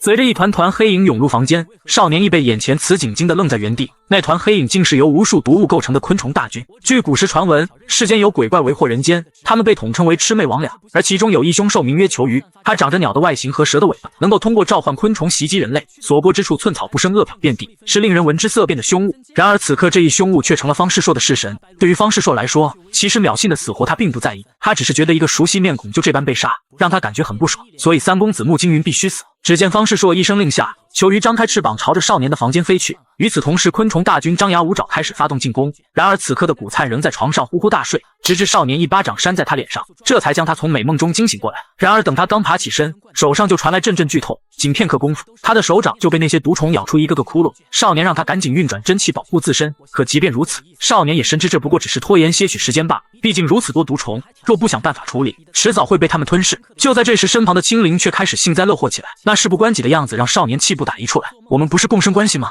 难道你不应该帮帮我吗？可青灵听后仍是装作一副无所谓的样子。要是你将灵魂献给我，或许我会答应帮你。很好，那我们就在这里一起等死吧。说完，他再次拿起枕头与毒虫激战起来。随着形势愈发危急，青灵终于缓缓开口：“不如我们来打个赌吧。要是你真的到了濒临死亡之际，就算你输了，届时你要主动献出你的灵魂；反之，如果你能凭借自身力量化解危机，那往后我就会全心全意辅佐你。”此话一出，少年瞬间露出了阴谋得逞的表情。交易达成，希望你能说到做到。说罢，只见少年神情瞬间严肃起来：“五护卫，帮我找些能够燃烧的东西来，我要在这里生个火。”古灿大惊，在此处点火无异于自掘坟墓。少年究竟想要干什么？但想想此时也没有其他办法，于是他将目光投向了一旁的灯笼，但虫群早已将他们重重包围，想要把灯笼拿过来谈何容易。可就在这时，只见少年轻轻抬手，一股吸力涌入他的手掌，只听啪的一声，灯笼就这样飞到了他的手上。这一幕把古灿吓得不轻，可此时已没有时间过多解释了。少年迅速点燃一块布条，他要用这种方法找出幕后黑手。其实，在一开始，少年就洞悉了一切。如此多毒虫，必定是有人在背后施展法术。一般而言，普通人是很难接触到方士的，但大夫人却是个例外。也就是说，在大夫人的身边必定有一个术法大师，而他之所以要制造一场大火，为的就是引出那个幕后黑手。然而，就在布条刚刚点燃的时候，一团黑雾突然出现，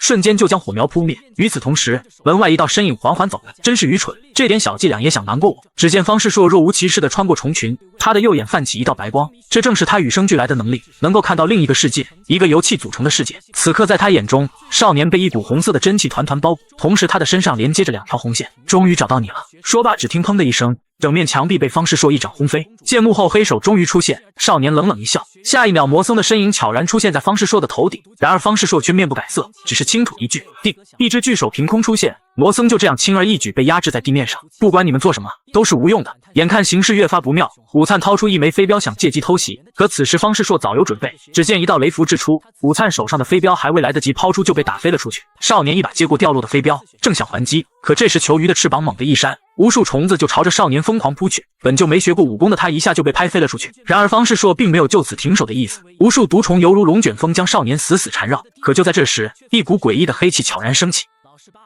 少年只是朝自己挥出了一剑，却让冷艳冰霜的少女跪地求饶，只因他展现出了活人无法拥有的能力，将一切死气据为己用，化身魔神。此刻魔僧被触手压制在地面，根本无法动弹，整个局面轻松就被方世硕控制了，这不禁让他以为自己判断失误了。难道对方的鬼灵不是绿灵级别？他轻轻抚摸着球鱼的羽毛，夸赞他干得漂亮。可就在他以为大局已定的时候，一股诡异的黑气从少年的身上涌起，感觉到这不同寻常的气息，方世硕愣住，同时少年的身影犹如鬼魅般重新站了起来，没有丝毫犹豫，他手上的匕首快速划破自己的身体，鲜血瞬间喷洒而出，周围的毒虫在接触到血液的那一刻，犹如陨石纷纷坠落向地面。可即使如此，少年也丝毫没有停下的意思，他举起匕首再次洞穿了自己的手掌，然后让鲜血顺着头顶洒满了全身。看到这诡异的场景，就连身经百战的方世硕也露出了惊恐的神色。此刻他简直不敢相信自己看到了什么，而就在他愣神的片刻，少年疯狂地朝着方世硕的方向冲去。我的血液是致命的毒药，所以它也是一种非常有效的杀虫剂。说罢，少年手上的匕首狠狠刺向方世硕的身体，幸好方世硕及时反应过来，这才显而又显地躲开了一击。此刻他深知毒虫已经无法伤害到眼前的少年，所以他只能依靠球鱼为他争取更多的时间。随即方世硕再次手掐印诀，口念咒语，天地无极，乾坤借法，一股庞大的能量在他手心凝聚。可少年又怎会等他将法术施展完成？霍斯巴氏第一式，只见一股恐怖的吸力涌向少年的手掌，没有丝毫反抗之力，球鱼就这样被吸到了少年的手掌上。见此一幕，方世硕大惊，虽然他不知道少年究竟是怎么做到的，但此时的他已经顾不得那么多，球鱼是他最后的依仗，绝对不能落入他人的手上。他停下一切动作，朝着少年扑去，然而还是为时已晚。只见少年手掌稍稍用力，方世硕就感受到了球鱼身上传回的痛苦。而令他更为震惊的是，此刻球鱼身上的死气正在被少年肆无忌惮的吸收。这一场景已经完全超脱了方世硕的想象，哪怕是鬼影阁最资深的长老，也没有见过活人在吸收死气后能活下来的。然而眼前的少年不仅吸收了，甚至还将其化为了自己的力量。而这边少年也没有想到，他本来只是想抓住球鱼用来控制那些毒虫，可现在这只鸟却给了他意外之喜，那磅礴的死气比他杀死千万人获得的还要多。若是将其全部吸收，自己一定能在丹田成功凝聚出内力。此时方世硕似乎也猜到了少年的想法，他颤抖着双手恳求少年停下来，再这样下去球鱼就会死掉的。然而少年只是鬼魅一笑。与此同时，燃剑山庄某处，大夫人焦急地等待着方世硕的消息。虽然对于这次的委托他信心满满，但这毕竟是关燃剑山庄的秘籍，在解决完木惊云之后，他必须确保他们不会落入其他人的手上。而就在这时，方世硕的身影也终于出现了。这一刻，大夫人差点笑出了声，看来他成功了。想到马上就能让儿子坐上庄主之位，大夫人心里已经笑开了花，甚至已经想好了未来万人之上的场景。可就在这时，方世硕却突然停下了脚步，还不等众人从疑惑中反应过来，只听方世硕口中大喊一声：“大夫人，我们鬼影阁不能再接受杀死木惊云少爷的命令了。”此话一出，嗡的一声，大夫人的脑海瞬间一片空白。原来就在刚才，少年以球鱼的性命作为威胁，要求方世硕当众指控大夫人，因为他知道即使现在打败了方世硕，鬼影阁还会继续派人前来，所以他要通过这种方法让大夫人和鬼影阁成为敌人。方世硕知道这种做法，这无异于让他成为了鬼影阁的叛徒，可他却别无办法。一想到少年那犹如恶魔般的身影，他就气得牙痒痒，怎奈实力不够。随即他继续大喊道：“大夫人，您说木惊云少爷被鬼怪附身了，让我们驱除诡异并且取走他的性命，但经过我的确认，木惊云少爷并没有被什么东西附身，所以请大夫人收回对鬼影阁的委托。”瞬间，方世硕的声音传遍了整座山庄，原本安静的山庄一下就喧闹了起来。一听到大夫人想要三公子的命，纷纷点亮灯光起身查看，甚至还有声音传出要抓住这个歹毒的大夫人。而就在这时，外堂的侍卫也闻声赶来。这一刻，大夫人彻底的慌了。来了来了！少年再次以超凡的智慧碾压众人，不管是道法高深的方世硕，还是阴险狡诈的大夫人，此刻无不拜倒在他的脚下，瑟瑟发抖。然而事情的发展并没有如他想的那般顺利。燃剑山庄又一大人物正式登场。当方世硕再次回到少年的房间，此刻燃剑山庄已经彻底闹了起来。少年抓着球鱼的脖子微微一笑，事情办妥了，如你所愿，大夫人已经被当成犯人抓了起来，而且鬼影阁与大夫人之间也成了敌对关系。说到这里，方世硕就气得牙痒。现在的他为了完成少年的要求，已经彻底背叛了鬼影阁，可能他的余生都将遭到鬼影阁的追杀。他伸手向少年索要球鱼，然而少年却鬼魅一笑，在此之前我还有些事情想要问你。片刻后，房间内，方世硕一脸疑惑，你想知道关于鬼怪的事情？是的，包括我身边的魔僧，以及那些可以控制他们的人，尤其是你们鬼影阁。然而听到少年的疑问，方世硕却不知该如何回答。虽然正如他所想，少年并没有被恶灵附身，但同时他怎么也无法理解，少年究竟是如何将一个恶灵变成了式神的，而且不仅仅只有一个。眼看方世硕半天没有动静，少年的手掌稍稍用力，方世硕这才吓得连忙回答，原来鬼怪是两类不同的存在，分为鬼和怪。少年驱使的是鬼灵，而方世硕控制的是怪物，其中怪物共有6个等级：灾兽、凶兽、异兽、灵兽、圣兽和神兽。但哪怕是最低级的灾兽，都可能给人们造成不小的灾难，并且随着他们的等级提高，危险程度也越发恐怖。至于鬼影阁，其中能够控制怪物的人也只有3个。顾长老作为鬼影阁的大长老，他控制的怪物是名为古雕的凶兽，虽然不知道他的能力是什么，但据说他的存在就是巨大的灾难。而第2位则是鬼影阁的阁主，虽然没人知道他控制的怪物是什么，但其等级一定非常的高。少年不禁好奇，难道他控制的是圣兽或者神兽？方世硕否定了他的疑问，因为哪怕是圣兽也只是传说中极少数的存在，更别说是成为人类的式神了。因此阁主的式神最有可能的是异兽或者灵兽。说完，方世硕从怀中掏出一本《山海经》，关于怪物的介绍在这本书中都有详细的记载，如果不明白的地方可以仔细翻看。接过这本书，少年随意翻看了几眼就如获至宝。即使像球鱼这种最低级的怪物，蕴含的能量就如此庞大，少年不禁开始期待遇到更高级的怪物。随后少年将球鱼扔回给方世硕，看着怀中奄奄一息的心肝宝贝，方世硕气得浑身都颤抖了起来，可嘴上还要被逼着不停的道谢。这一幕就连古灿都觉得少年太不要脸了。片刻后，看着方世硕愤然离去的背影，少年心中大悦，如今大夫人再也无法对他造成威胁，而且他从球鱼的身上吸收了巨大的能量，已经足够他在丹田处凝聚出内力，也就是说今后再也没有人能够阻止他学习武功。可就在这时，古灿却疑惑了，难道真的就这样放他离开吗？现在你们积怨已深，想必未来他一定不会放过你的。对此少年却并不在意，既然我答应放他离开，就一定做到，况且以后他也不可能对我造成威胁了。不久后，燃剑山庄外，看着怀中濒死的球鱼，方世硕发誓，总有一天他会回来报仇的。然而下一秒，一股巨力袭来，将他的身体震得连连倒退，随之而来的是发自本能的颤动，因为他感觉到了一股濒临死亡的恐惧，如此的可怕与邪恶。同时他的右眼不断渗出血迹，一双手掌在他脑后悄然出现，下一秒他的右眼硬生生爆裂开来，猩红的月光笼罩了周围的一切。只见青灵犹如鬼魅般出现在方世硕的身前，即使没有了眼睛，你看起来还是这么的可爱。此刻方世硕早已被那诡异的气息麻木了全身。与此同时，诡异的一幕发生，他眼角的鲜血并没有向下滴落，而是汇聚凝结，然后疯狂涌入他的嘴巴。画面一转，此刻燃剑山庄外堂内，大夫人极力解释他是被冤枉，我怎么可能伤害三公子，一定是他和那个方氏联合起来陷害我。可很快他的话就被人打断，这人正是燃剑山庄外堂堂主上官博。和内堂堂主不同，上官博对庄主忠心耿耿，所以除了庄主之外，他在家臣之间是最具影响力的，因此大夫人无法将其收买。他询问大夫人，听说你之前和三公子起了冲突，究竟是怎么回事？大夫人狡辩，因为对方违抗了命令，只是过去询问了一番。可这些话听到上官博耳中，他又怎么可能会相信？难道不是因为你打算杀了庄主吗？大夫人大惊，他本想解释些什么，可看到上官博那阴沉的脸色后，马上又安静了下来。上官博冷冷开口，对于想要杀死三公子这件事，我绝不会置之不理，所以希望你能好好配合。不过你也不用担心，因为不论是谁，每个人都将接受公平的调查。待大夫人走后，上官博思考起了最近发生的事情，可他怎么也想不通，三公子明明既没有武功，又没有强大的联姻对象，可不管是二公子还是大夫人，都把他视为了眼中钉。难道这家伙身上有什么不可告人的秘密？现在细细想来，在外堂接受调查这段时间，穆惊云看起来的确和平时不太一样。起初上官博以为他是被吓到了，所以这才暂时出现了异常举动。可到现在为止，穆惊云的表现总让他有种说不出来的奇怪。看来这个三公子还得我亲自出马。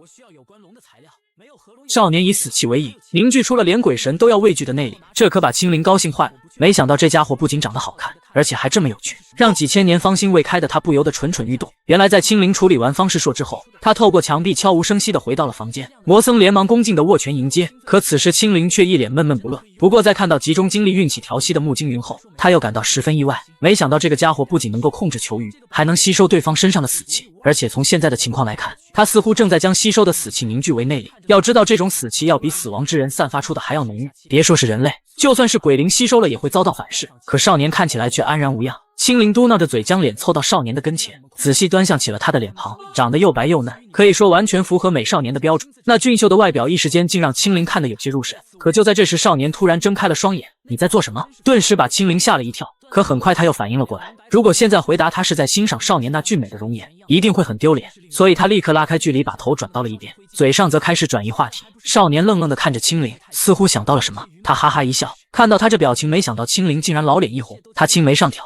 连忙让少年不要废话，赶紧运起调戏。这一刻青灵也很后悔，为什么自己要跟这个小屁孩打赌，都怪那个该死的丫头不争气。而就在这时，少年缓缓开口，他需要青灵帮他确认自己是不是凝聚出了内力。青灵却不置可否，撇嘴一笑，想在1日之内就凝聚出内力，这怎么可能？那我肚脐下面的这个小疙瘩又是什么？一听这话，青灵顿时皱起了眉头，他不可置信地望着穆金鱼。虽说球鱼的死气可以帮助少年凝聚内力，但这么快就凝聚成功，这让青灵实在无法接受。看来他得亲自确认一下。说罢，他将手伸向了少年的丹田。然而当他的手掌触碰到少年身体的那一刻，一股巨力袭来，竟硬生生地将他的手掌弹开。这种情况青灵还是第一次遇见，他很好奇，连忙叫来魔僧一起尝试。可无论他们用尽各种方法，手掌始终无法进入少年的身体。随即他看向一旁呼呼大睡的古灿，然后把手伸进了他的肚子，没有丝毫阻碍。然而这一举动却把古灿疼得睁大了双眼。不过下一秒他又哆哆嗦嗦，两眼一白，再次晕了过去。果然工具人的命运就是可怜。原来刚才青灵也忘了，人的丹田从形成内力的那一刻开始，身体内部就会极其敏感，所以稍微触碰就可能会造成强烈的痛感。不过对于古灿会不会晕过去，他并不在乎。他装模作样的表示问题肯定不在自己的身上，但其实心中却暗自怀疑，难道是因为我成了弑神的缘故吗？少年再次询问青灵，难道就没有其他方法可以确认吗？除此之外还有一个。可还没等他把话说完，房门就传来一声巨响，只见外堂堂主上官博深夜前来拜访。少年也很好奇，自从上次外堂审问见过一面之后，他便记住了这个人。上官博作为侍奉了2代庄主的家臣，少年深知他在燃剑山庄的影响力到底有多大。此刻看到盘坐在床上的穆金鱼，上官博的表情显得有些黯淡，可下一秒他却双膝下跪低头道歉，都是属下的疏忽，这才导致了三少爷遭受袭击。可少年听完却摇头表示，这不是你的问题，我并不介意，所以你无需自责。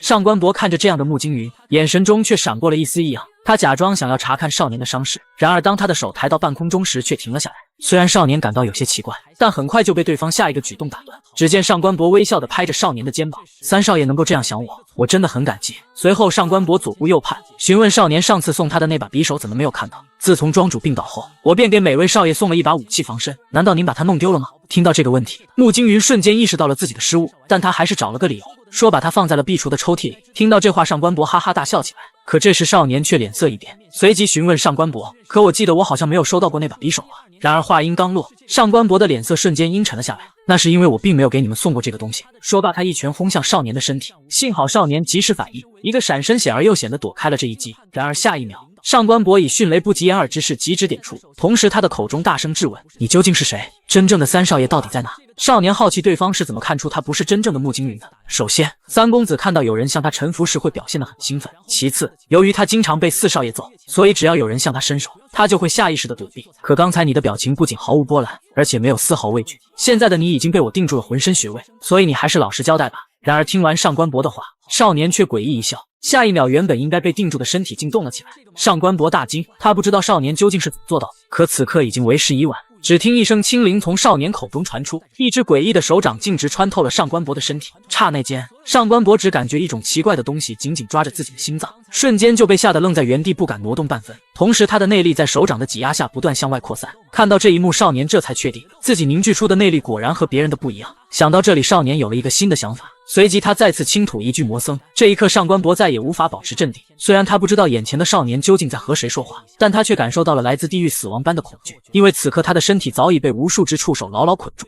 少年与外堂堂主上官博的对弈，在魔僧现身的那一刻终于落下帷幕。自此燃剑山庄又少了一位可以威胁到少年的存在，这可把少年高兴坏了。接下来的时间他终于可以专心修炼神功，可绝世功法的修炼又怎会一帆风顺呢？次日清晨，古灿刚从昏迷中醒来，第一时间就被少年叫到了自己的房间。在前往房间的路上，古灿看到外堂的侍卫一脸严肃地站在少年的门口，这不禁让古灿感到十分奇怪。难道说昨天那件事之后，他们一直在监视我们？可还没等他从疑惑中反应过来，在推开房门的那一刻，却被眼前的一幕张大了嘴巴。外堂堂主上官博此刻正恭恭敬敬地站在少年面前，而在他离开的时候，竟还对自己恭敬地点了点头。古灿不可置信地看着眼前的一切，他不明白昨晚之后这个世界究竟是怎么了。而这时少年终于开口，他若无其事地让古灿过来吃早餐，可这却把古灿吓得不轻。没想到少年此刻竟然如此淡定。正当古灿准备询问究竟怎么回事的时候，少年却率先开口：“你能教我燃剑山庄的基础功法吗？”一听这话，古灿刚夹到嘴边的食物都被吓得掉了下来。原来就在刚才，少年根据燃剑山庄心法秘籍中的描述开始修炼武功，可他发现这些动作无论怎么练都无法连贯起来。直到从青灵口中这才得知，他所练的这些动作主要是为了让修炼者提高水平，而所谓的武功秘籍就是在基础功法的基础上，将基础动作进行延伸演化，从而让武者达到更高深的水平。这也就意味着，如果不懂基础功法，无论怎么练都不可能理解其中含义。所以像少年这种对武功一窍不通的麻瓜来说，想要在燃木剑法上有所造诣，就必须先修炼燃剑山庄的基础功法。然而听完少年这番话，古灿却激动地站了起来。也就是说，您也想成为燃剑山庄的庄主吗？显然他会错了少年的意，我只不过是想修炼一种绝世武功，就像燃剑山庄的心法秘籍一样。听到这里，古灿方才恍然大悟，可最后他还是拒绝了少年的请求，因为燃剑山庄的基础功法他最多也就在远处看过2眼，所以他也不知道究竟是怎样。像燃剑山庄这种名门望族，哪怕是基础功法也只允许家族成员修炼。闻听此言，少年将筷子放在饭碗上，他抚摸着下巴沉声思考起来。原以为燃剑山庄的武者应该都知道基础功法，但没想到会是这样的结果。根据现在的情况来看，那么知道基本功法的除了卧病在床的庄主之外，也就只剩下其他3位公子了。可其他公子又怎么可能告诉您基本功法呢？况且一旦中间出了什么差错，就连您的身份可能也会暴露。既然这样，那就没办法了。说罢，少年果断起身，并且让古灿跟他走。可在得知少年准备去找能教他基础功法的人时，古灿赶忙出言阻止。可无论他说什么，少年仍是头也不回地朝着屋外走去，直到跟着少年来到了目的地。古灿再次被少年那大胆的决定愣在了原地，因为此刻少年要找的人正是2年前将他揍得半死的四公子穆有天。看到四公子那一身发达的腱子肉，古灿已经被吓得话都快说不出来了。当初穆惊云被揍时的场景，此刻仍是历历在目。难道您忘了那天我跟您说的吗？四公子对3公子的怨恨已经到了难以化解的地步，况且四公子仅仅才16岁，他的武功造诣便达到了登峰的境界。正如他所言，身旁的青灵也出言提醒，他也感受到了四公子身上远超凡人的力量，能在16岁便凝聚出如此精纯的阳气和生命力，称其为绝世天才也不为过。若是我还活着，那我一定会让他成为我的徒弟。说完，青灵让少年务必要小心，毕竟在白天他也无法施展出全部的实力。对此少年却毫不在意，他鬼魅一笑，若无其事地朝着四公子走去。而这边突然看到穆惊云出现在自己面前，穆有天先是一愣，但下一秒脸色骤变。如果你不想再次被揍，那就赶紧给我。可还没等他把话说完，穆有天的脸上却露出了震惊的表情。只见少年从怀中掏出了燃剑山庄的绝世秘籍，然后笑眯眯地询问：“你想要这个吗？”说完便毫不保留地扔给了穆有天。看到这一幕，穆有天瞪大了眼睛。起初他对秘籍的真假还表示怀疑，但接过秘籍仔细观看之后，惊讶地发现其中的内容果然包含了许多深奥的原理。这的确是燃剑山庄的心法秘籍。可很快穆有天又发现秘籍之中竟然少了几页。他询问少年这是怎么回事，只见少年不急不缓，轻轻点了点脑袋，他们已经全部记在了我的脑海中。此刻穆有天根本不知道少年究竟在打什么主意，他知道庄主是不可能将秘籍传授给穆惊云的，于是再次开口询问：“你究竟是怎么得到他的？”对此少年并没有回答，他依旧面不改色。然而这副表情彻底激怒了穆有天，他大声咆哮着：“如果你是想来我的面前炫耀下一任庄主非你莫属的话，那趁我还没将你揍扁之前，立刻给我滚开！”说完，他愤怒地将秘籍甩到少年的身上，可少年仍是轻描淡写地捡起秘籍。看来你应该误会了什么，我只不过是来和你做笔交易的，对于庄主的位置我并不感兴趣。听到这话，穆有天笑了，他毫不客气一拳轰在了少年的脸上。这种话他怎么可能相信？眼前这家伙分明是在策划着什么阴谋。如果你是因为记不清2年前发生的事情，那我不介意重新让你想起来。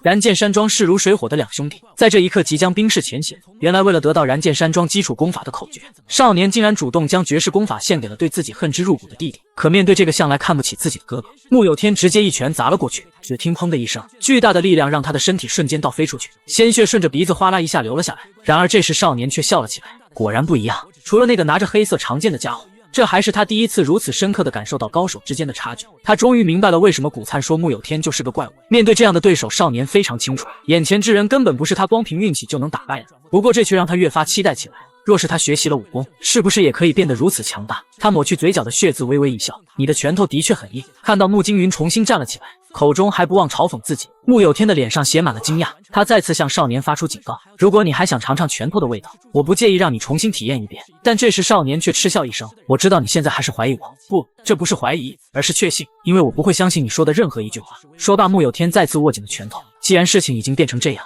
那他就应该像2年前一样，再狠狠给这个家伙一次教训。然而就在他准备挥动拳头的时候，少年却笑着说道：“是吗？那就没办法了。那我只能将秘籍交给大夫人或者二哥了。”一听这话，穆有天脸色骤变，他大声怒斥：“你竟敢威胁我！”然而少年依旧不为所动。相不相信是你的自由，但如果你这么选择的话，等到我将秘籍给他们之后，我依旧能得到我想要的东西，可你却不一定。听到这句话，穆有天愣住，因为他深知这句话的含义。在燃剑山庄，如果庄主去世了，家臣们肯定会推举熟知秘籍的人成为新的庄主，届时不论是大夫人还是二公子，都不可能轻易放过他。这一刻，穆有天看着少年那毫不畏惧的眼神，身体竟不自觉地颤抖了一下。你真的是穆惊云吗？听到从穆有天嘴里说出这句话，身后的古灿瞬间大惊，该不会是少年的身份被发现了吧？然而此时少年依旧面不改色，他扑哧一笑，直视着穆有天。那你觉得我是谁？说的好像你很了解我一样。听到这话，穆有天的眼神一滞，我当然了解你，你就是个2年前被我打得像狗一样的人，一个因为害怕甚至连看我一眼都会逃跑的懦夫。你说的没错，但除了这件事以及我们是同父异母的兄弟外，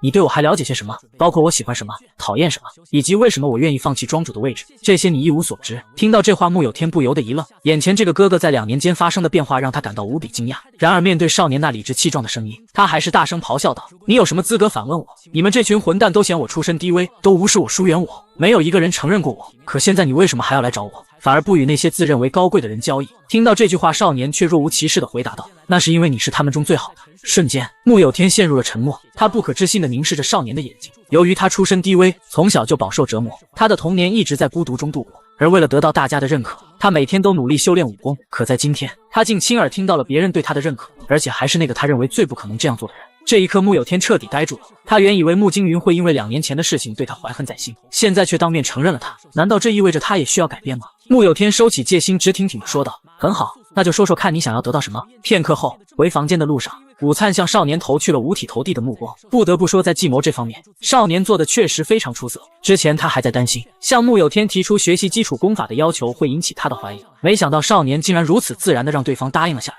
原来就在刚才，少年向穆有天提出了3个要求。首先，第一件事，也是最重要的事，如果以后你当上了庄主，你绝对不可以对我动手。至于第二件事，你必须给予我足够的资金支持。穆有天神情严肃，他向少年保证，只要对方不先惹自己，他绝对不会对少年出手。在得到肯定的答复后，少年轻描淡写的提出了最后的要求，也就是让穆有天教他燃剑山庄的基础功法。果不其然，听到这个要求，穆有天没有丝毫怀疑就答应了下来，甚至还嘲笑少年竟然连这个都忘记了。而这正是少年的计划。从他们刚见面那一刻开始，少年就不断地将穆有天的注意力引导到前2个要求上。而在得到穆有天的信任之后，他提出教他基础功法的要求便显得如此微不足道。就这样，穆有天将基础功法的口诀告诉了少年，少年则将那缺失的几页秘籍口述给了穆有天。想到刚才发生的这一切，古灿再次向少年投去了钦佩的目光。只是让他感到可惜的是，穆有天就这样轻易得到了秘籍，对此少年却并不在乎，因为他篡改了秘籍的内容，每13或者14个字中就有1个字被他修改了。起初他还担心会被发现，但没想到进展却格外顺利。听到这些话，古灿瞬间冷汗直冒，难怪他会毫无保留地告诉穆有天秘籍的内容。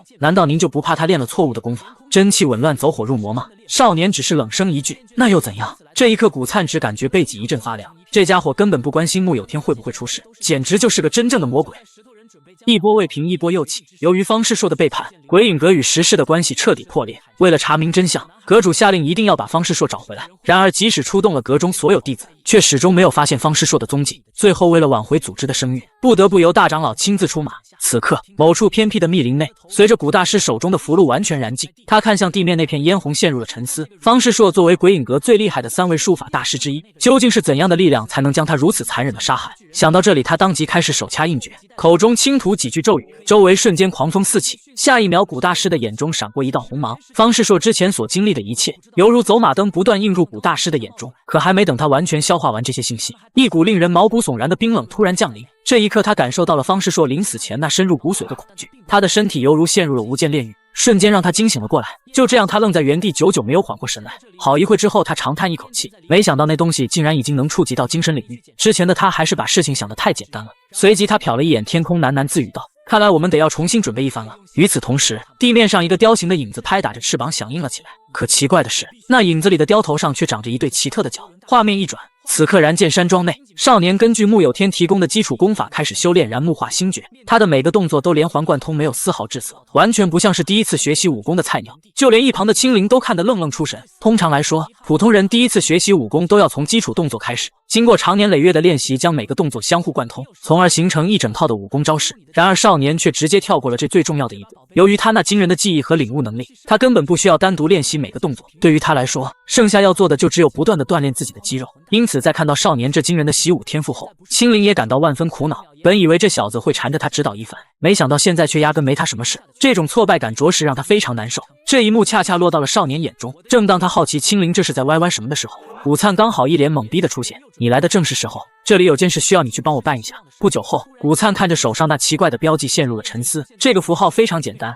但他之前从来没有看过。可少年却让他委托一家情报机构打探一下相关的信息。于是他来到了这家兰花楼。如果按照级别来分的话，这里只能勉强列入最低级的情报行列。但没办法，谁叫这里是附近唯一的一家情报机构呢？所以对于能否得到有用的情报，古灿不抱任何希望。想到自己这苦逼的一生，现在全然变成了一个跑腿的，古灿长叹一口气。不过对此他却不是特别在意，毕竟他的人生本来就没有什么目标。在他很小的时候就被父母抛弃，因此成为了杀手。但由于缺乏天赋，很快就被退出了组织。而当初跟着师兄甘护卫的原因，也仅仅是因为他们是同时退出组织的。他深知甘护卫从来就不是一个好人，一直把他当成工具来用。虽然现在也一样，但他却很享受这种随波逐流的感觉。最起码他感觉现在自己还活着。而唯一让他感到焦虑的是，少年那天花乱坠的想法，永远都猜不透他下一步要做什么。就在古灿胡思乱想的时候，一个肥头大耳的男子揽着一名女子走了进来。他正是兰花楼的楼主郭鲁柱。只见他红光满面，醉醺醺地询问古灿：“他是我们这里新来的孩子，你觉得他怎么样？”古灿感到非常生气。虽然那名女子的确美得让人眼花缭乱，但现在根本不是想那个的时候。然而此时郭的心思丝毫没有放在工作上面，他依旧盯着女子那曼妙的身姿挪不开眼。古灿厉声警告道：“这次的委托非常重要，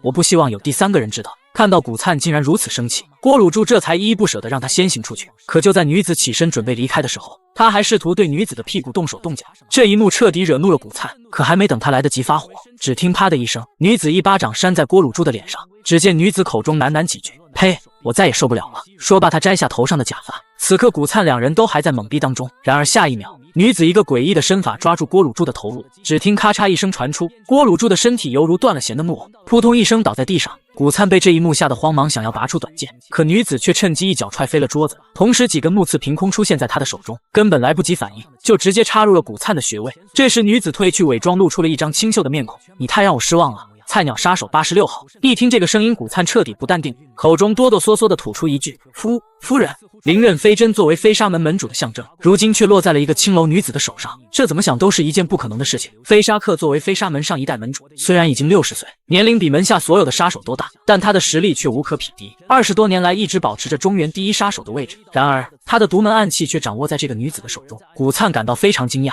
不过很快他就猜到了这个女子的真实身份。飞沙克有一个孙女，她的名字是夏彩玲。作为飞沙克唯一的亲人，他把一切都倾注在了夏彩玲的身上。对于这一点，所有人都可以理解，但问题在于夏彩玲的性格有很大的问题。飞沙门的所有杀手都认为，门主不会把自己的位置留给他唯一的孙女，因为夏彩玲根本不适合当杀手。想要成为一名杀手，最基本的要素就是得拥有沉着冷静的心性，但夏彩玲在这一点上可以说完全搭不上。她是个性格暴躁的人，虽然她长得年轻漂亮，但整天都是出口成脏，除了有非常严重的洁癖外，从来都不知道控制自己的情绪。而古灿最后一次见到她是在4年前，当时他还没有退出杀手组织。飞沙门的所有杀手都反对让夏彩玲成为下一任门主，只有飞沙克想要把她扶正，于是强行将她关进了飞沙洞。所有人都认为夏彩玲不可能活着出来，就这样渐渐的把她给忘记了。如今夏彩玲已经19岁，古灿只是看了一眼她那足以让人心潮澎湃的身材，就知道夏彩玲发育的是真不错，再加上那种迷人的面孔，相信很多人都会被她的外表所欺骗。而就在这时，夏彩玲终于向古灿伸出了手，她把插在古灿身上的灵刃飞针拔了出来，粘回了他手腕的圆环上。所以你已经完成了100人斩的任务吗？原来在飞沙门中，想要成为门主需要通过一项考验，那就是在100日之内杀死100个人。看到古灿竟然质疑自己的实力，夏彩玲也不生气，只是调侃道：“你怎么可以不相信我呢？”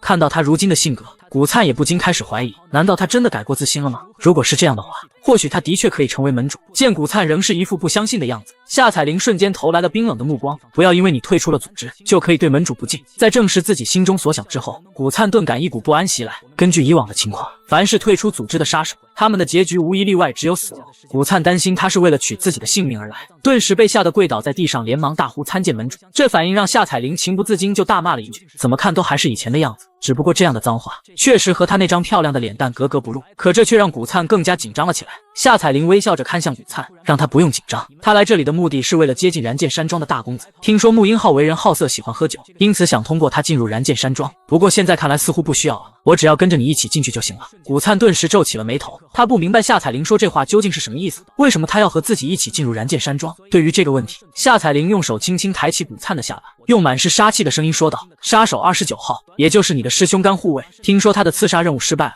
根据飞沙门的铁律，刺杀任务必须完成，所以我来这里的目的就是取走燃剑山庄三公子的头颅。与此同时，另外一边，少年一直在练习燃剑山庄的基础功法，仅仅只过了3个时辰，现在看上去就像是已经练了几年一样。看着太阳几乎快要完全落下，青灵这才上前和他搭话：“你要这样练到什么时候啊？”少年这才意犹未尽地从修炼中回过神来，看了看天色，确实不早了，那我们就去吃饭吧。然而此话一出，青灵好像等了很久似的，嘴角顿时露出了一抹兴奋。画面一转，一个侍女正聚精会神地吃着饭，少年则拿着一本书若无其事地坐在对面。侍女将桌面的饭菜饕餮一空后，脸上露出了心满意足的表情。看着对方这个样子，少年不禁好奇，真有那么开心吗？侍女拿起一壶酒，意犹未尽地说道：“人活着最大的乐趣就是吃，总有一天你会明白的。”而这个侍女正是被附身的青灵。可就在这时，只见侍女身上的青筋突然暴起，全身的血管就像是被墨染黑了一样。青灵不禁一阵啧舌，没想到这孩子连1刻钟都坚持不住，看来普通的肉体还是无法抵挡住冤魂的侵蚀。而在4天前，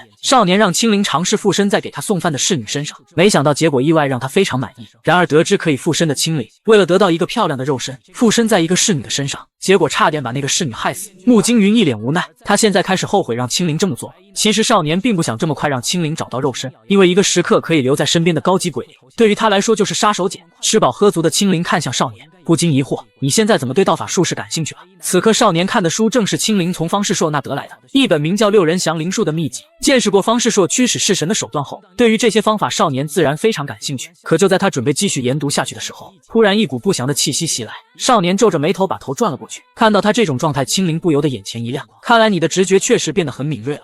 作为一名杀手必须遵循的铁律之一，其隶属的组织如果在没有接到委托的情况下，是禁止杀人的，即使是门主也不例外。因此在得知夏彩玲的目标是穆惊云后，古灿强压心中的不安，他咽了咽口水询问道：“门主您是接受了委托吗？”“没有。”听到这么快的回答，古灿不由得皱起了眉头。没有接到委托就来取穆惊云的头颅，难道是有什么其他原因吗？对于古灿的惊讶，夏彩玲似乎早有预料。我从燃剑山庄得到了一个情报，杀手29号任务失败是因为被三公子穆惊云所杀。我很疑惑，一个只有3流水准的纨绔公子，究竟是怎么杀死一个1流的高手的？而令我更为意外的是，你竟然安然无恙。面对这样的质问，古灿哑口无言，一时间竟不知道该如何回答。如果现在他如实交代，那他很可能会被夏彩玲以不顾同门之情杀掉；但如果继续保持沉默，那他将会面临更加严重的后果。刹那间，万分思绪涌入古灿的脑海。短暂的无语后，他终于缓缓开口：“因为我已经退出组织很长一段时间，所以以我现在的实力根本对付不了穆惊云，这才只能潜伏下来等待机会。”听完古灿的话，夏彩玲虽然仍是表示怀疑，但她最后嘿嘿一笑：“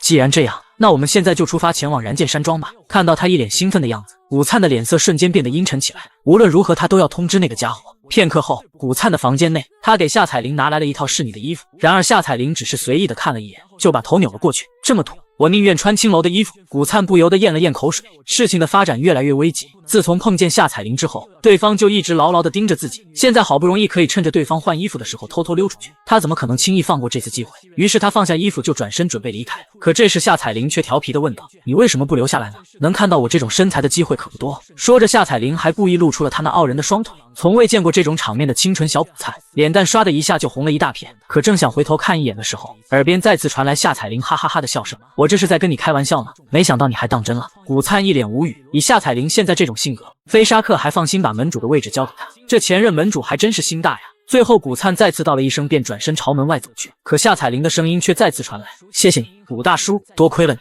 我才能这么容易就进到这里。”听到这句话，古灿心里却很不是滋味。这与他的意志无关，虽然很不情愿，但嘴上却还得不断的附和，相信只要有门主在，我们一定可以轻松完成任务的。夏彩玲听完，露出了一副欣慰的表情。我就知道，只要是飞沙门的一员，即使离开了组织，也一样是非常值得信赖的。然而话音刚落，夏彩玲的眼中却闪过一道寒芒，只听噗噗几声响起，灵刃飞针再次精准无误地刺入了古灿的穴位。古灿一脸疑惑地看着他，夏彩玲却笑嘻嘻地把右手的圆环收起。就到此为止吧，秘以为我真的会相信你那些愚蠢的借口吗？古灿紧紧咬住嘴唇，原来一开始他就不相信自己，一切只是为了进到燃剑山庄而已。他痛恨自己的无能为力，难道是因为自己年纪大了才会变成这样吗？夏彩玲朝着古灿冷冷地走去，你的前辈死了，可你却依旧如此低调，看来你已经投靠穆金云了吧？既然现在我的目的达到，那像你这样不可救药的蠢货，也是时候去死了。说着，夏彩玲把古灿腰间的短剑拔了出来。为了给自己的前辈报仇，你杀了自己侍奉的三公子，最后选择了自尽，这就是你的结局。说完，夏彩玲手上的短剑狠狠刺向古灿的喉咙。然而就在千钧一发之际，啪的一声响起，一只手穿过窗户伸了进来，一股磅礴的吸力涌现。紧接着，夏彩玲手上的短剑脱手而出，这隔空取物的手段瞬间惊得夏彩玲瞪大了眼睛。正当她感到万分惊讶的时候，一只脚踹开了房门，正是三公子穆金云。古灿在看到人影后，眼泪哗的一下流了出来，这是他第一次觉得，原来这个魔鬼一样的家伙竟然这么帅。更新了！随着房门被一脚踹开，古灿不可置信的看见少年竟然出现在他的眼前。这一刻，他泪流满面，只感觉这个魔鬼一样的家伙竟然这么的帅。然而与之相比，夏彩玲却瞬间大惊失色。虽然夏彩玲的性格火爆，但她接受过中原第一杀手的严格训练，所以从一开始她就对自己的目标进行了各种调查。不过却发现穆金云与其他纨绔公子没有什么两样。由于练武资质极低，所以穆金云的武功也不过只有三流水平，在燃剑山庄内根本得不到其他兄弟和家臣的认可。但是这样的家伙却杀死了一流高手29号。对此，夏彩玲有两种猜测：真凶有可能是向他透露情报之人，也就是燃剑山庄的其他公子之一；第二，穆金云一直在隐藏实力，但相比较前者而言，这个的可能性比较低。目前穆金云只有17岁，如果他是想要争夺燃剑山庄继承人的位置，那他就没有理由隐藏实力。然而刚才发生的一幕却完全出乎了夏彩玲的意料。身为飞沙门门主的他，哪怕实力已经达到了顶峰，可是也做不到隔空取物。但眼前这个被称为废物的三公子却做到。他看向穆金云的眼神瞬间变得凌厉起来，感觉到形势不妙，他猛然抓住古灿的衣领，将他拉向自己。惊慌失措的古灿想要挣脱，但由于实力相差巨大，所以无论他怎么反抗都无济于事。与此同时，夏彩玲将自己的短剑抵在古灿的脖子上，威胁穆金云说道：“如果不想看到你的护卫死去，你最好不要乱动。”听到夏彩玲的话，古灿却吓出了一身冷汗。虽然他知道夏彩玲之前一定调查过穆金云，但现在的穆金云早已不是原本的三公子，所以他肯定不知道，眼前这个少年从来不会把别人的生命放在眼里，他彻头彻尾就是一只魔鬼。而这边少年果不其然抬起了匕首。就在古灿以为少年是要朝着夏彩玲冲来的时候，那柄匕首却狠狠扎入了地板。好了，现在放了古灿吧。听到这句话，古灿彻底愣住，他不敢相信自己听到了什么。恶魔少年竟然为了他放下了武器，本以为自己只是对方可以随意舍弃的棋子，想不到结果却令他感到无比意外。而这时少年的声音再次响起：“如果你放了古灿，我就放你离开。”听到穆金云的话，夏彩玲眉毛轻挑，对方像施舍一样的态度让他感到很不爽，但这却从侧面证明这家伙还是很在乎古灿的。看来你很珍惜你的护卫呢，我只是觉得失去他有点可惜了，所以趁我还没改变主意之前，你最好马上离开。然而夏彩玲却开始变本加厉：“如果你跪下来求我，或许我会答应你。”此话一出，场面顿时针锋相对起来。无奈少年只能轻叹一口气，随即他的身子缓缓弯下。看到这一幕，不仅是古灿，就连夏彩玲也感到无比震惊。为了一个小小的护卫，他竟然真的准备下跪。然而事情并没有朝着他们想看到的方向发展。下一秒，只见少年眼中闪过一道寒芒，他急转身形，快速拔起地上的匕首，一个箭步朝着夏彩玲的方向冲去。这一举动却引得夏彩玲疯狂大笑起来。我就知道你不可能为了他下跪求饶的。然而当这句话说出的时候，夏彩玲却惊讶地发现少年的视线并不在自己的身上，他微微侧目看向一旁。与此同时，诡异的一幕发生，夏彩玲只感觉一股毛骨悚然袭来，就好像整个身体陷入了一片血池，无数只触手犹如地狱里的恶鬼抓向她的身体，而在她背后分明有什么东西正在靠近。感受到这股不祥之后，夏彩玲本能的侧身，竟躲开了青灵的一击。而在这一瞬间，她拉着古灿的衣领猛然后撤，同时手上的短剑挡在身前。看到夏彩玲躲开青灵攻击的样子，少年的眼中闪过一丝异样，果然不愧是绝顶高手，反应速度竟然比穆有天还快。身后的青灵其实早已意料到了这个结果，毕竟绝顶高手已经能够感受到一丝鬼灵的气息，所以只要他一靠近，夏彩玲就会本能的躲开。不过少年也不是吃素的，就在夏彩玲愣神的片刻，